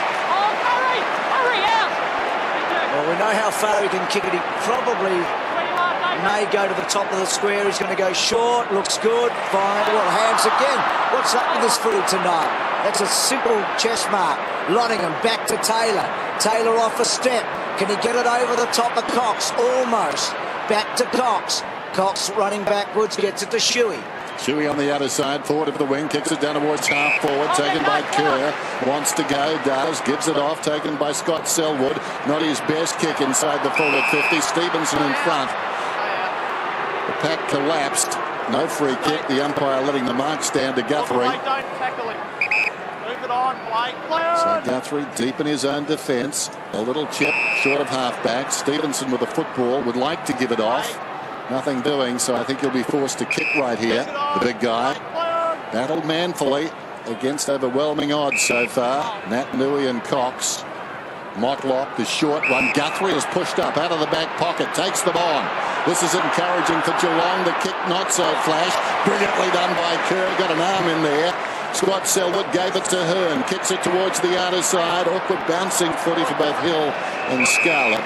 And it runs out of bounds down towards right half forward for the West Coast Eagles. Kim? We're talking about the inexperienced Cats early in the game, but there's a lot of players out there at the moment for the West Coast Eagles that just haven't had enough influence on this game. Swift, Hams, Hill, Darling, Lynch, Maston, Brennan, they all need to get busy in this second half for the West Coast Eagles. Hunt's handball forward to Simpkin, one of the young guys we were talking about. Taylor, Johnson back to Scarlett. And then Scarlett off a step, looks a good kick out wide. Mackey's been productive again tonight. And then down the line to Motlop. Ran hard, Motlop, and took a good mark. He's kicked a couple of goals, he's been important. And Mackey's hard running is beneficial here. Takes the mark in front of Selwood. Called to play on. And then Mackey, lovely kick. That was a lacy out one. And Podsiadly should go back and have a shot. I feel like Geelong are going to take advantage of all these opportunities, don't you? Yeah, when they come out of defence, they can just find that link up through the middle of the ground. Their forwards and their midfield have a great ability to get in the right spot for each other. They just set their forwards up so well with a bit of time and space midfield. Lee, their last 7 shots, scores Geelong have been goals. They've kicked 7 straight. Yeah. So, I mean, it's not like West Coast have been inaccurate either. They're 9-4, but now Podsiadly's kicked a couple. Can he join Cox on 3? He's a long, long way out. Gee, he struck it well. Has it got the journey? It has. So Pods is coming to the party. He's kicked 3, the veteran. Well, if they do happen to win this, Geelong, it'll be one of their finest victories, I'd venture to say. They've had a few. I know, but here in Perth, depleted. You would think, looking at that side on paper, it was always going to be a tough assignment. Then Hawkins goes down, and they're still in front. Yeah, you're right, Dennis. It'll be huge. And honestly, the momentum going into September will be massive. Also.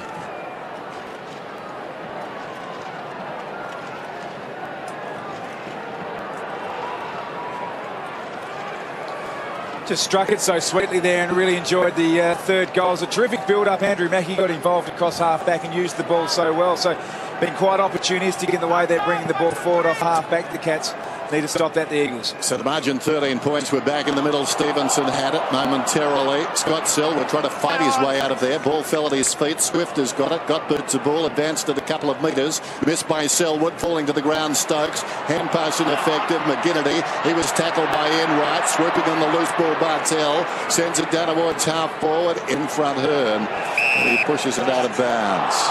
What? Okay. Murdoch's got the free kick. Made the point about Mackey. I've said it before, not a great player when the stakes are low. I like him in games like this one. Ball on the outer side. He's getting forward, Mackey, and he's been dangerous tonight. On his knees, McGinnity. Gaff under pressure. Boots a ball. Sends it close to the boundary line. Bounces on its point, and it goes out. And this time it will be thrown in. Let's watch this again. Does Hearn fumble? No, I reckon that's a pretty good call, actually, in retrospect. So that boundary throw in, Cox and Walker. Swift off a step. Now, big battle here, Naitanui and Taylor. Taylor grabbed hold of him, Naitanui brilliantly. How did he do that? And then on the left foot, where's the bounce? It's a boundary throw-in. Maybe we get numbers spare man across half-back at the moment, Geelong. So on this occasion, you see him takes a freakish effort like this. Jeez, he's a special player. He's balanced, isn't he? Yep. The inside 50s are similar, as we just saw. But the time in forward half, I reckon, would be clearly the Eagles' way. But Geelong are just holding on, making sure they can't score from that sort of 5 minute patches that have been spent forward for the Eagles. McInerney knocked it down, went after it himself. Embley, good to see him back, hasn't played since round 2. No doubt his chance will come. Might not be far away. Cox slaps it down. McGinnity going nowhere. Taylor Hunt did nicely. Mackey smothered off the boot. Marston brilliant. Scott Selwood tries to go back to Marston, who in turn went back to Scott Selwood. Running out of space is Shuey. Tries to bring it back, but almost impossible from there. Puts it out of bounds. On the full, shake of the head from the coach. He's riding this one out. West Coast, well, you would think if they lose tonight, top 4 is almost out of the equation. Hanging on to the 8 might be the next scenario, Dennis, because they're going to need more than 12 wins to make it this year. They've got 2 very hard games in the last 2. Next week they'll be heavy favourites, but they've got to go to Adelaide against Port. Taylor did well, actually, really well. And then Hearn just dropped the mark. It wasn't easy in the boundary throw-in. To think the West Coast have won 18 straight here, but until the last 3 matches and they've lost 2. And Sydney is the only team that have actually travelled here and beaten them in the last 2 years. Of course, the Dockers last week. So suddenly the fortress has become a little vulnerable, hasn't it? And then Swift belted over the line in the boundary throw-in. And it's a great belief system the Geelong team have within their group of the ability to play games out strongly, because they keep doing it, so they believe they can. It's a self-fulfilling prophecy in a way. You look at that live ladder, Geelong pushing up towards the 4 and West Coast not far in front of the Dockers who are 9. Yeah. So you see the importance of the next 40 minutes or so. Kerr's having a big turn too. He's got the ball on the wing. Players starting to get quite fatigued. Not long to go in this third quarter. It's a massive ground here. Requires huge work rate here at Patterson Stadium. 21 possessions for Kerr. Naitanui high. Falls in front to Selwood. That's Scott. Kicks it down towards full forward. Mackey will be the first back. Closing his hands. Mackey. Well, he was in the grasp. So no umpire's going to pay that. He was under pressure. Hams had his hands on Mackey. Embley feeling it now. The nerves starting to kick in. The adrenaline starting to pump. Always awkward to enter a high-stakes game like this one. There's the kick in straight down the middle from Enright. Up goes Walker. Couldn't complete the mark. Falls in front to Adam Selwood. He's immediately claimed. Gang tackles around this ground now. 3 Geelong players with the ball carrier. That's confidence in Stephenson. They've kicked it to him straight down the middle of the ground, one-on-one against Cox, but they've got plenty of ground-level Geelong jumpers there to support the ball when it came off the big fellas. He knows how to compete, Stevenson, doesn't he? Yeah. I mean, he's up against 2 of the, one great and one who's going to be a great, and a great combination. Kerr got onto it from Bartel. Pushing forward, Enright couldn't carry it, he had to. Hams wants 1, 2 free kicks, doesn't get them. McGinnity back to Marston. Marston hooking, Guthrie, Naitanui brilliantly. Shuey, goal. West Coast are coming now. And Nick Naitanui, big there.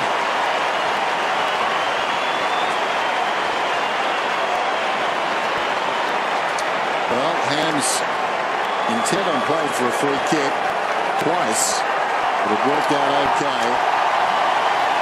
Celebrations all around. Look at that. Membley comes back to a hero's welcome. Man who won in Norm Smith in the best of circumstances. But his side now surging through Patterson Stadium. and a very receptive crowd.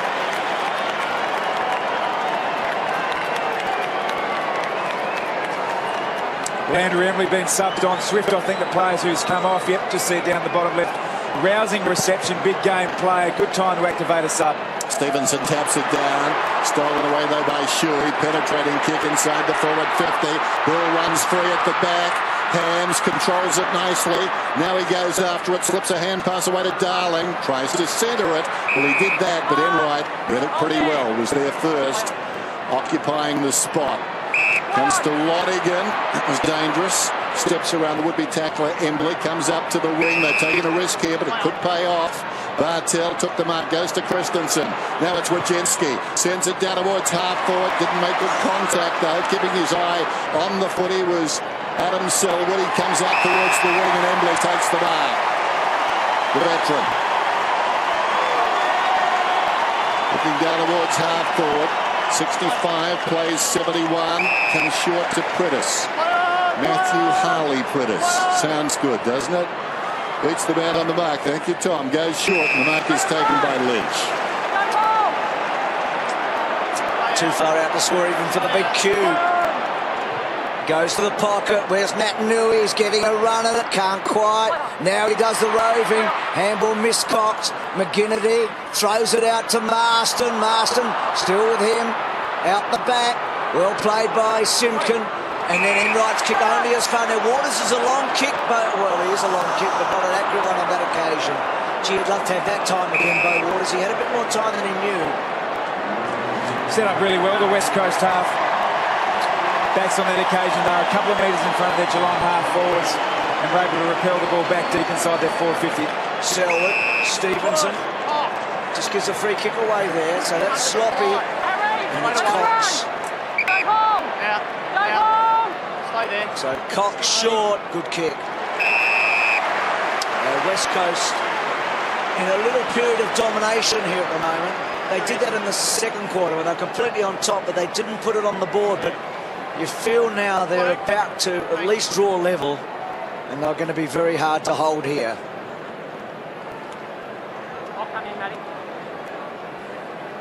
Kick to goal in the opening term. Distance won't be a problem. Doesn't take much of a run up. Well, he stabbed it in the end. It was a funny old kick. And it's a throw-in, I think. Yep, off hands against the behind post. So a dangerous situation for the Cats approaching three-quarter time. 4.5 minutes out.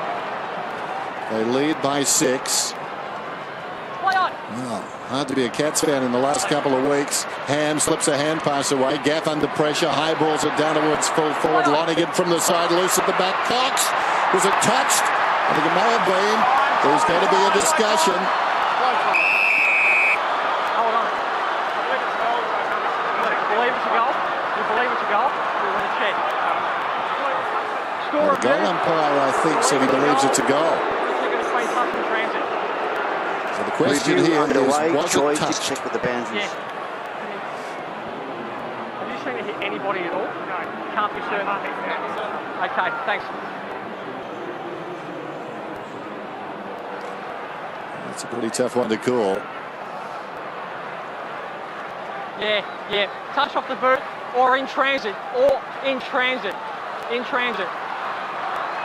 Anywhere will do. It's a tough one to call. I mean, you could argue either way, couldn't you? Yeah, you couldn't call it on that. He certainly didn't touch it there. So the goal umpire thinks it's a goal. Complete, all clear for the goal. There you go. Review complete. Goal all clear. Worth the wait for the local fans. Scores a level. A dramatic way to get to 71 apiece. How about that? Andrew Gaff. Quick snap out of the congestion. No one in the pack touched it. And the ball ran on for a goal. Approaching three-quarter time, and the Eagles now looking their most dangerous, at least on the scoreboard, all night. Yeah, it's always interesting that when that ball somehow evaded about 5 pairs of hands. I suspect there might have been a touch, but it didn't change the flight of the ball. So in that case, normally it's paid a goal.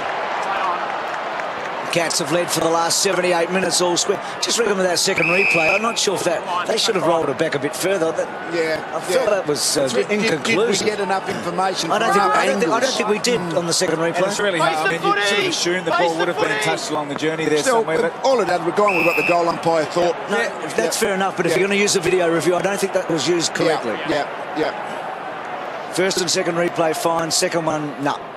So West Coast doing so well here, back to level. Well done, Christensen. Can the Cats find a way through? So back to Christensen, high tackle. He's been pretty good, Christensen. He was injured early. Dennis mentioned, I think, last week that he looked a bit injured and came back strong. He's done it again tonight. That kick out wide. Just pushed off at Mackey, looking for a free. Darling in the back half. Had a funny old night, Darling. And a funny old night gets slightly funnier as Lonergan takes the mark. It's been terrific, Lonergan. He's been on Darling for most of the night. Kicks the ball to the pocket. West Coast with the numbers. And Cox doing it at both ends. Remarkable big man to Waters. Back to Cox. In a bit of trouble now, under pressure, gets the kick off. 2-on-2. Duncan was a good player last week, hasn't been as good tonight, but that was a good mark. The boy from East Perth. Duncan coming up for his 9th possession. Sends it down towards the pocket. Oddsy Adley at the back. Taken in front by Kerr, charged down by Bartel, slapped across the goal front there by Walker. Hand pass from Bartel to Hunt, but he's missed. Still, it's enough for the lead. 72 plays 71. Just over 2.5 minutes out from three-quarter time, and this crowd has been spellbound right from the start. They've had a lot to think about, Dennis, haven't they? I mean, remarkable opening term. The Hawkins injury, the big part of it, I say injury, was a concussion. I notice he's got a corky by the look of him, the way he was walking at half-time. So Eagles would love to have their nose in front. They haven't quite. Duncan starting to lift. Dennis talking about number of disposals. Up to 10 now. It's a wobbly kick. Bartel normally good at catching those. Serrell, the captain, off a step. Not a good kick. He had to be one or the other. He overcooked the kick, or he had to go long and hard for the goal. McKenzie to Gaff. Just looking far more settled at the moment. West Coast winning the ball inside. Interestingly enough, Steve Johnson, just the 2 disposals, 2 handballs this quarter. Gaff along the wing then. In front, Murdoch did well. Knocked it across to Stevenson, to Mackey. Sends it back inside the forward 50. Podsie Adley surrounded by Eagles. Ball punched away. Brennan takes it across the line and gets a free kick. He was taken high by Hunt just as he crossed the line. So Brennan goes in short. Glass has got it now. 1:48 to go. Back to Brennan. Gets some run coming out of defence. Short of the wing. Up goes Taylor off hands. It falls to Darling. Darling, his kick was touched by Lonergan that time, certainly. Embley's got it just out in front. Intended for Kerr. Can he run onto it? Kerr and Duncan. Kerr took it across the boundary line. It was a beautiful finish, but it was about a metre across. And the boundary umpire, perfect angle on it. Clock stops at 1:30. West Coast trail by a point. Geelong 11-6. The Eagles 11-5. So another thriller on Friday night. Cox battles. Stevenson was pushed out of it, but that's got nothing to do with him, this kick. It's going to Matt Prittis, who is being held off the pack. Short to the pocket. Hill was the target. Taylor, well done. To Guthrie. Supplies a lot of run, Guthrie. Here's Johnson. First kick in the second half. It's a wobbly old floater. This could be dangerous, though. Brennan doesn't quite get it away. Glass did well. Terrific stuff by the captain, and Brennan did very well to Embley. Great composure there by the young player, Brennan, on that occasion. Summed up the situation extremely well. Embley down the line. Enright probably should have gone there. Decided not to, so Hearn takes the mark. And then Hearn off a step to Shuey. Would love to be in front of three-quarter time, the Eagles. One way or the other, we've got a thrilling last quarter coming up. And Shuey off a step. Now Naitanui again the target. Can he get a run at it? Doesn't quite, but he brings it down. Waters and a boundary throw in. So almost on three-quarter time, and Geelong by a point. Straight up, guys, don't hold! A few seconds to catch our breath. Boundary throw in then. Nat Nui, what can he conjure here? Stevenson did well, knocked it down in front towards the boundary. Easy to corral Hams there, smothered off the boot by Enright. It's been good tonight, Enright. Twice best and fairest for the Cats. Stevenson and Nat Nui. Nat Nui reducing his leap a little bit there, going body to body. Stevenson won it then, down to Enright, kicks it up towards the wing. Lurking behind is Hearn, taken high. Hearn will get the kick. Clock continues to run. So we're down to 7 seconds now. He's a long kick. He could put it to a dangerous position, but I doubt he's going to get the kick off. Three-quarter time. Geelong go into the final change with the lead of a point. 11-6 to 11-5. They led by 16 at quarter time, 14 at half time, and the whittling away has continued. Big turn from Daniel Kerr. He's up to 23 possessions now. Three-quarter time, another thriller coming up on Friday Night Football.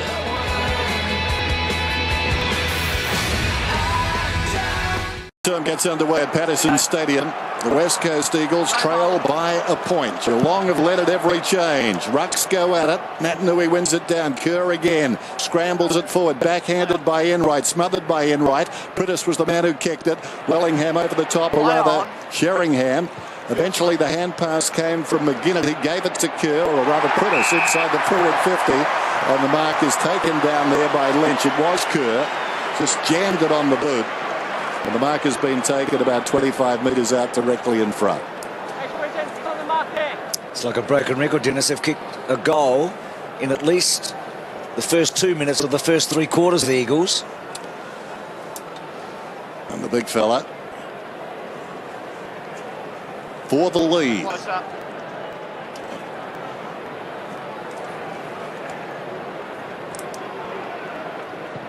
Sends it on its way. It's a beautiful kick. Sweetly timed straight through the middle. Quinton Lynch gets the goal. The Eagles get the lead. So the Eagles in front. So the big Q's kicked a couple. Just for the record book, I know you like to keep these stats, Dennis. 67 seconds, a minute 53, 36 and 57 at the start of each quarter. So that's when the Eagles have got those goals. See what happens when you come back from the Olympics, Chris. Every second counts there. That's right. Here's the live ladder. So right now, with the Eagles with their nose in front, they move to 5th, and Geelong, well, they've got the Bulldogs coming up eventually, but they've got St Kilda next week, and they've got the Swans. So Geelong suddenly a little close to that 8th position. We've got some teams pushing up, we know that. And the Bombers got back into a bit of form, even though they lost last week. So this is an 8-point game in so many ways. Stokes in hard, very hard. And it will be, what will it be? It's still coming out somewhere, somehow. That ball now pinballing around and now ball up. Yeah, look at that. Sorry, Tom, that live ladder, a game and a good percentage advantage with 3 games to go. It means if the Eagles win this, Geelong aren't going to pick them up. You wouldn't have thought in the last 3 games. It's the first time, too, Lee, that the Eagles have led tonight since the 18-minute mark of the opening term. Mike Locke, well, that kick out wide, not to the advantage, and we've seen Shuey do this before tonight. He's held up this time. That's a good kick, though. Getting it penetratingly hard. Lonigan's had Darling's measure tonight. Darling pushing forward. Guthrie got a high tackle, should have got a free. Hams down low. Back to Guthrie. Well played, Geelong. Gee, they've got a good defence. Guthrie gave it across to Lonigan. Lonigan kicks it short of the wing. A terrific mark is taken by Beau Waters. Off balance. Sends it straight across the ground to the centre circles. Schofield. Again, nobody now behind him.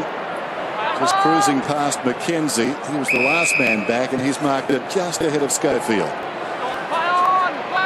Told to play on. Drives it long, does McKenzie.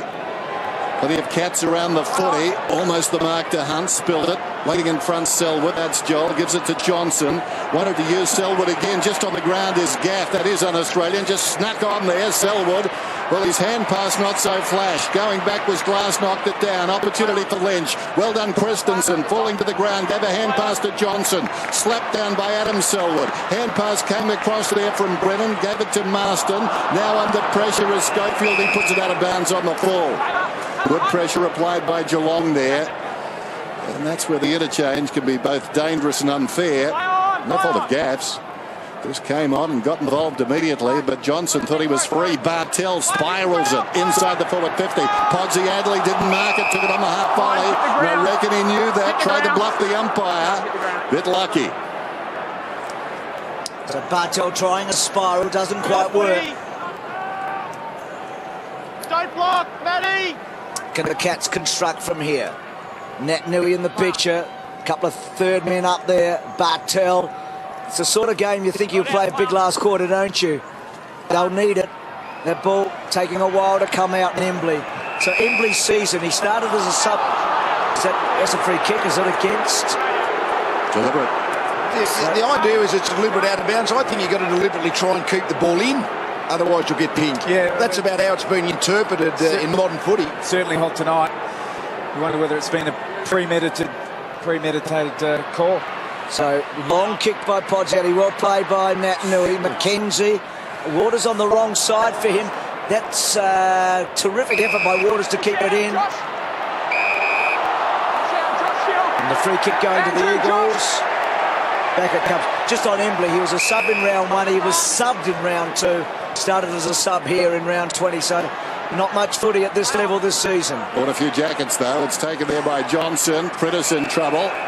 And he's taken across the line by Selwood. 5 points the difference. Eagles on top. Throw in right at the interchange gates. 77 plays 72.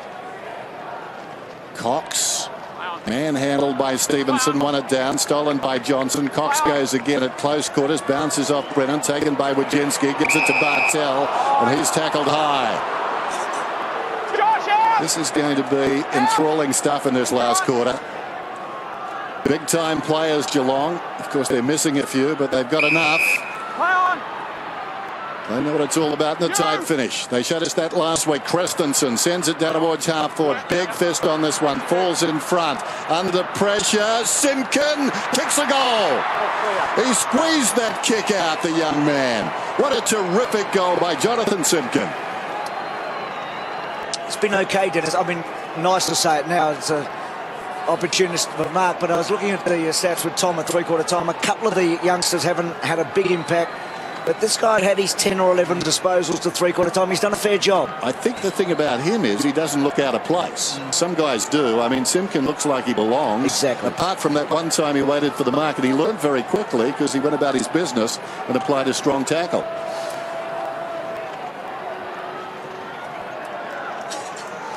It's a really measured shot on goal here by Simpkin. Jimmy Bartell was a player who won the free kick moments before. He's exerted himself. Tim Watson made mention of Bartell, Johnson as Selwood as the saviours for the Cats. Bartell starting to get going. So Simpkin's first goal in league footy was a good time to do it. Selwood, Embley just smashed it out. And speaking of the devil, Bartell was brilliant. Brennan's quick, isn't he? And that ball just rolls out. He is so fast as Brennan. And a boundary throw in. Yeah, they've started off with their A-grade midfield. They've got Bartell in there, they've got Selwood in there, they've got Johnson in there. The problem is when they need a spell, they go into a little, very inexperienced, the next bunch. They've got Mackie up on the wing trying to get some run out of him as a midfielder too.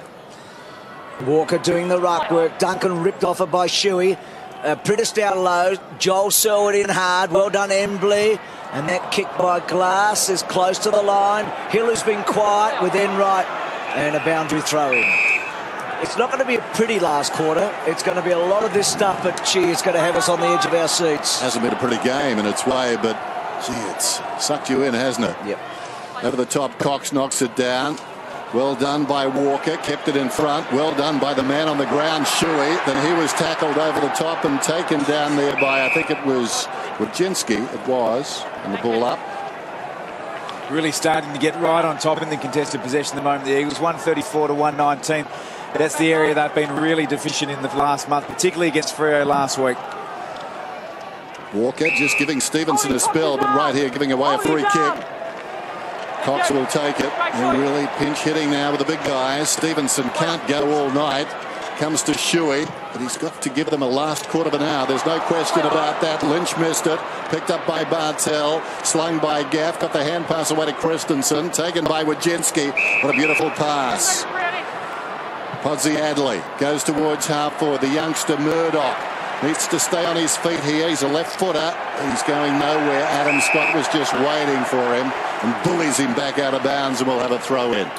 Cats have given away a lot of free kicks in the ruck tonight. They've got to be careful with that in the last quarter.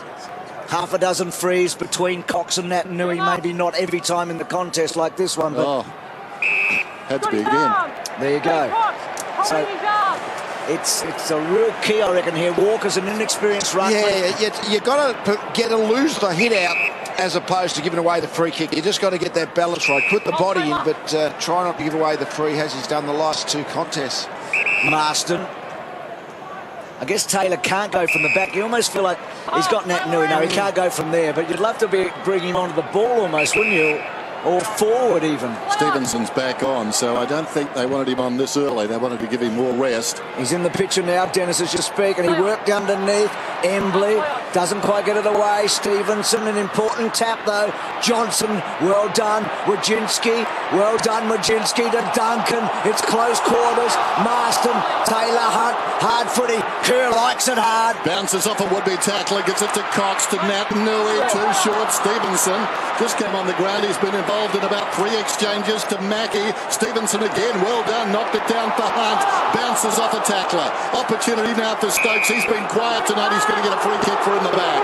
Got the free kick, but look at the blue numbers, blue jumpers, I should say, all over the Cats at the moment. Now they got the break. Here's Duncan, runner alongside, taking off Stevie Johnson from the wing to half forward, slipping over Motlop, and the mark is held behind him by Brennan. Could have been different had Motlop stayed on his feet. Brennan shown flashes tonight, looks a player, goes towards the outer side, clever by Hill, overcommitted was Johnson.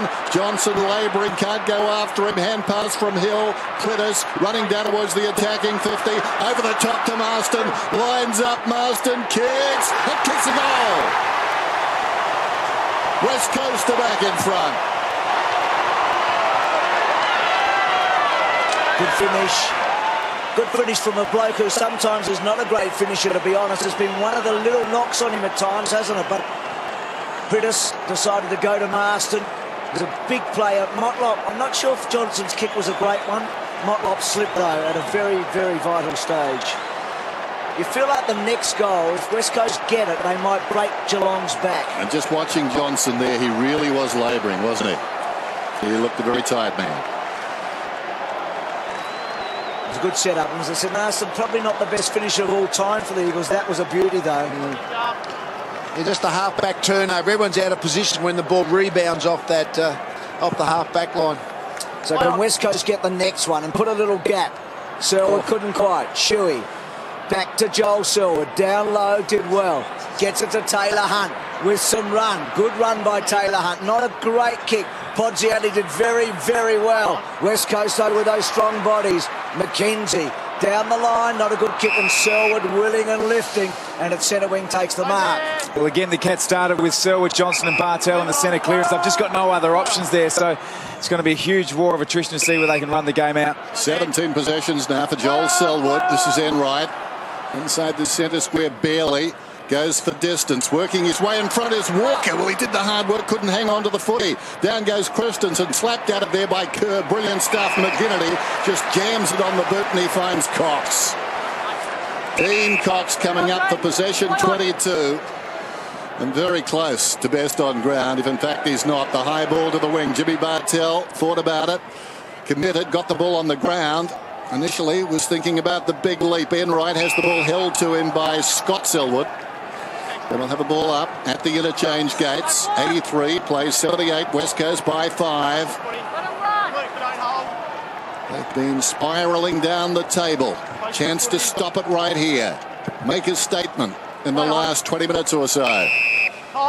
Whistle, and it's going to be a free kick and will be taken by Stevenson. Going to be vital, those free kicks in this last quarter and clashes. Kicks to Podgy-Adley, worked underneath, boundary throw in. Not sure how many goals are left in this match either way, to be honest. Every one now like a diamond that's just so valuable here. West Coast have trailed for most of the night after kicking the first two. Lead by 5 points. The Selwoods have played such an important part in the build-up to the match. Good hands by McGinnity. Kerr's been fantastic. Little kick to Hams. He's been quiet. Can he do? Well, that was good.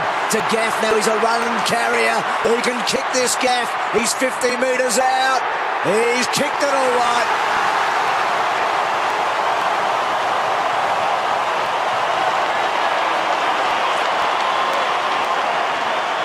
It's a long way to go, Dennis, but you know what?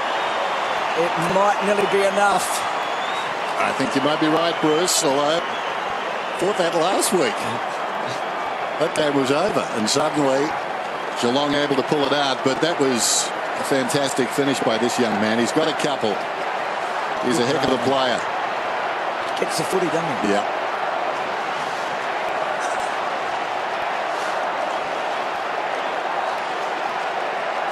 Good finish by Gaff, but it really came from the stoppage on the half-forward line for Geelong, where Geelong's players seemed to get a bit optimistic, got forward of the footy.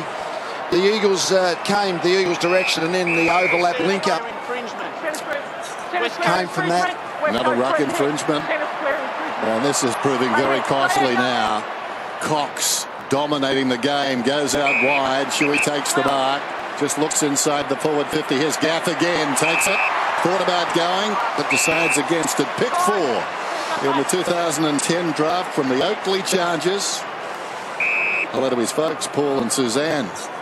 I'm sure they know this already. The boy can play. Terrific family. He was actually part of the AFL Academy a couple of years ago, and just one of those young kids who had an appetite to learn, appetite to train, and we just saw the spread and the run by him on that occasion. Terrific young bloke. It's about now. Dad says he can kick it. Mum says, I hope he can kick it. In he comes. A metre in from the line. Right across the face, hit the post. No family disunity. They were both right, sort of. Great that he signed an extension with the West Coast Eagles. They've invested heavily in him with a draft pick, and he's returned the favour and be around for a long time. Such a mature type of player for 20 years of age. Well, the Cats, they can find a way home, we know that, but this is a mountain they've got to climb now. Selwood's kick to centre wing. Bartel in the contest. Stokes, clever. Johnson, we know how creative he can be. It's a good kick to Mackie. It's a good mark. Now, he's a long kick, Mackie. He's going to go short across the ground to Stevie J. And Cox played it brilliantly. Probably the two best men on the ground together there. And Cox wins out. And Hearn. And now West Coast are running hard. Nat Nui wants a one out. He's got 2 to beat Nat Nui. And almost brought it down. Gee, it was close. And then off a step, the smother by the big Q. Scarlett under the pump, throws it. Lynch kicks a goal, and the Eagles are flying high now.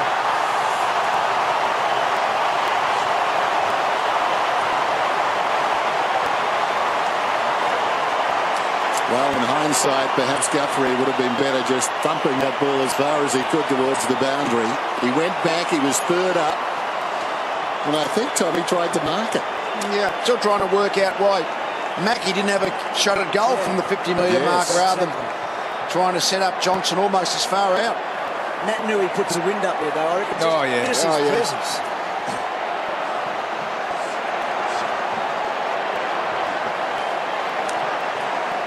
Yeah, that saved a goal down one end and created the opportunity down the other end. So it was a terrific spoil then by Cox. Back with the flight of the footy. Fitting too, 3 great players have been on display tonight. Kerr's been fantastic. Cox, I'd venture to say now after that last play, which was deciding in many ways. Bartel is in trouble, taken down. And of course Johnson has just run his heart out. Christensen alongside the centre circle, sends it down towards half forward, but Waters is in the road. 8.5 minutes to go. Sorry, Tom. Played a really pivotal role all night. He's in the All-Australian side for me. Across half-back, just sets them up so well, provides some great direction and leadership. Unassuming player, of course, unless you run into him. The ball goes to Motlop, slips a hand pass away with Jinsky. Well, it's not beyond Geelong to pull this out yet. I mean, there's something special about them. But the group not quite what it normally is. Now he gets 50. That is against Hearn, I think, and not Cox. So suddenly, Bartel steps inside well and truly the forward 50 for his side. The call was that Hearn has ran inside that protected zone, which is 5 metres either side of the straight line over the man of the mark. Well, Jimmy, you better kick straight here, son. Then he comes. Jimmy Bartel steers it right through the middle. Not done with yet. 12 points the margin. That's it. Certainly gives them some hope, doesn't it? I mean, they were just about done and dusted. He'd be a believer, I reckon. Chris Scott, he's seen some miracles in his time. Not many coaches have seen that many miracles in a career. Doesn't lose too often either, does he? No. Although he did on this ground. That's a sobering thought. In round one.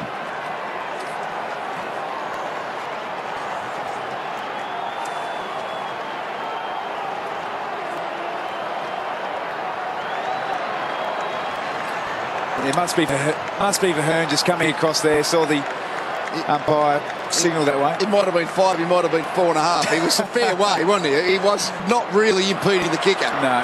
Great tap by Natanui. Selwood's quick kick forward. Couple of goal margin. Hill played it well on Guthrie. Centering kick looks good off the boot. Brilliantly played though by Mackey's had a good night.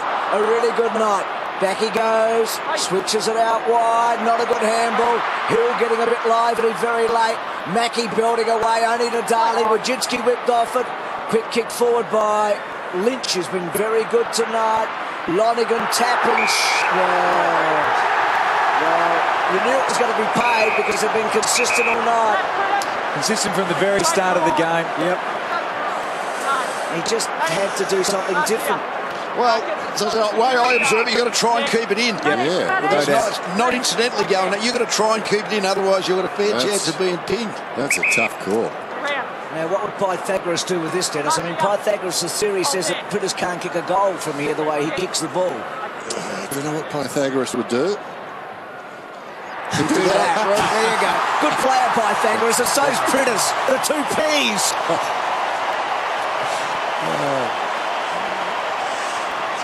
Well, he worked it out. That was a beautiful kick. He's kicked a couple tonight. Yeah. Started slowly, but as he always does, he keeps churning. He's up to 24 possessions now. He's an elite player. He does a great job for them. And collectively, they've worn Geelong down in that midfield battle. No Kelly tonight, massive. No Corey, obviously, no Chapman. They've worn them down in the mid, haven't they? Yeah. And they've gambled inside the centre square too. We'll talk about that in just a moment, I think. It's a beautiful kick. Yep. Just took a couple of steps inside, not even a couple of steps, just gave himself the best opportunity for a drop punt for a left footer, but that's elite. Outstanding goal. Now, Natanui has to wait. That's the best chance for Stevenson, but Natanui thumps it anyway. Down towards half forward. Held a long time with Shuey. He's got the football now, though. Gives it across towards Gaff, and Gaff pops it inside the 50. McGinnity let it bounce off his chest. Opportunity for Hill. Goes back to Selwood. Shuey. Now taken by Kerr. Spirals it down towards the pocket, and it runs out of bounds. But you would think at this stage that the Cats are a spent force, and really the ruck dominance by the West Coast Eagles, particularly in this term when on occasions Geelong have gambled that their ruckman could get first hand of the ball. That's been a forlorn hope. Well done by Shuey. Out to Embley. High ball across the face of goal. Back goes Scarlett. Scarlett under pressure. Taken down. Didn't have it. We'll get a free kick. One of the unsung heroes probably is Patrick McGinnity. He's teamed to have taken the Johnson matchup as the game's gone on, and just fantastic in the first half, Johnson, but just couldn't keep it going in the second half. So Scarlett kicks to a contest. Really great mark. That's plucking, isn't it? He just jumped and plucked them out of mid-air. Winds himself up. Kicks the ball back to the pocket, and it's a free kick to Mackey against hands, I think. Thank you. Block is the call. Play on. It's played well, Mackey. And that's a dangerous kick. He'd like to have one kick back again, Mackey, wouldn't he? That one when he took the mark 50 metres out. Geelong, can they roll one more dice? Selwood sends it wide. That's a beautiful kick under pressure. Oddsy Adley is marked. Short of half forward. Simpkin offers short. He ignores that. Goes long down towards Harry Taylor. Taylor battles down there, and it's against him. The kick will be taken by Glass. So in the last ditch attempt to pull this one out of the fire, Taylor's gone forward, it seems. That shows you the strengths of Glass. And when we were talking pre-game about who should play on Hawkins, that's exactly why Glass is the perfect matchup for him. Matt Nui, almost another one. He's had 17 possessions. Stevenson kicks into the oncoming Kerr. He gets it back from Embley, bounces it along the boundary line at the interchange gates, and the umpire says deliberate. Well, He didn't keep it in. You've summed it up brilliantly. I think we should put a rule around it. Now, the rule is deliberate out of bounds. Yep. That's the rule. Yep.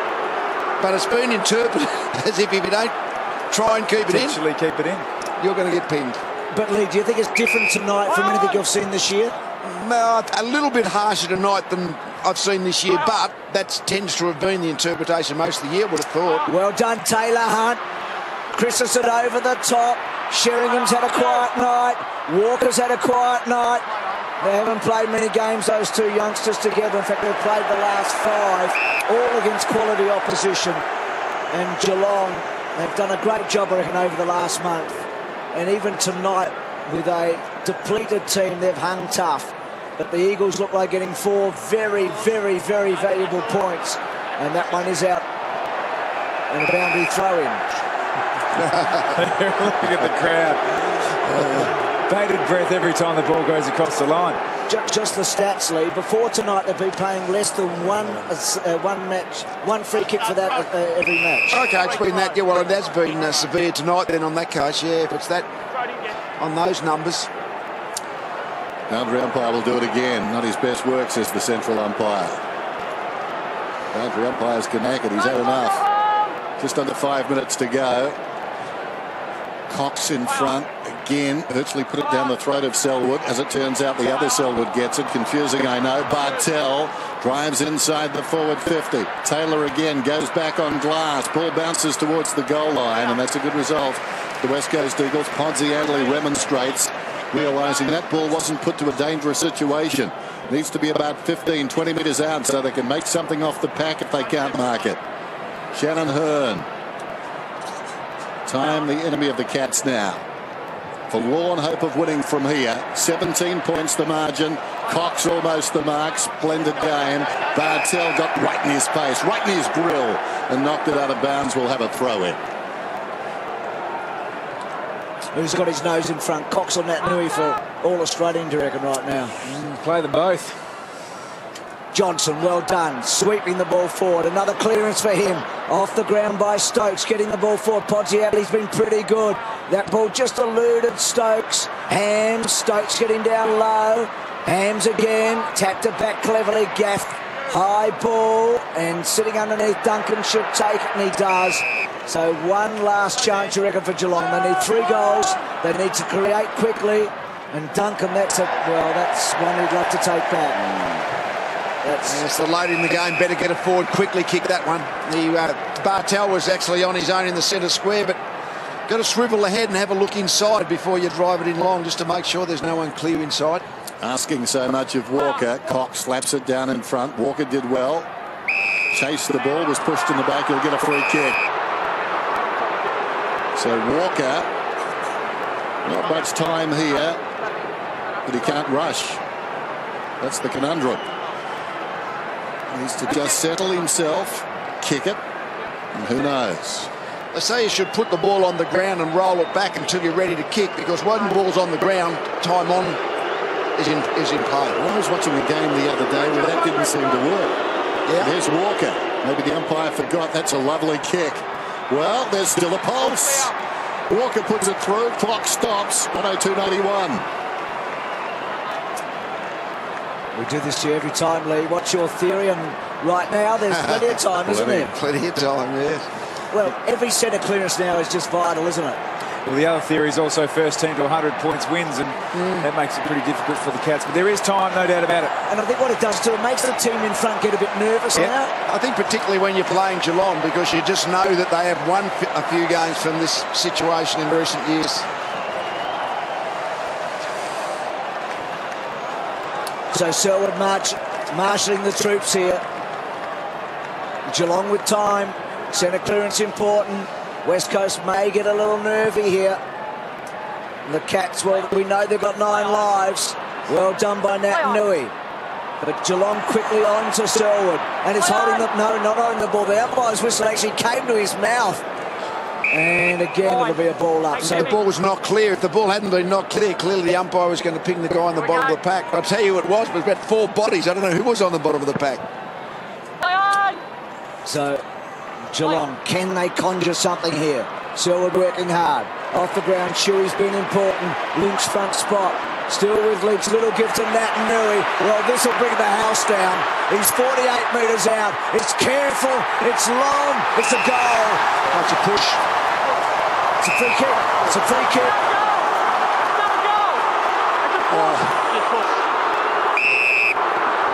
Gee. I'm not sure the push was necessary. I think it was going through anyway.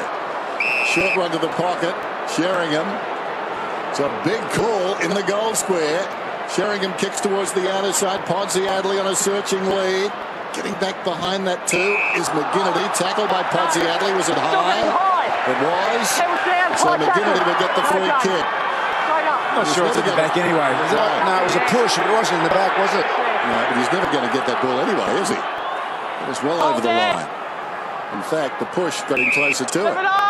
McGinnity goes inside the forward 50 then.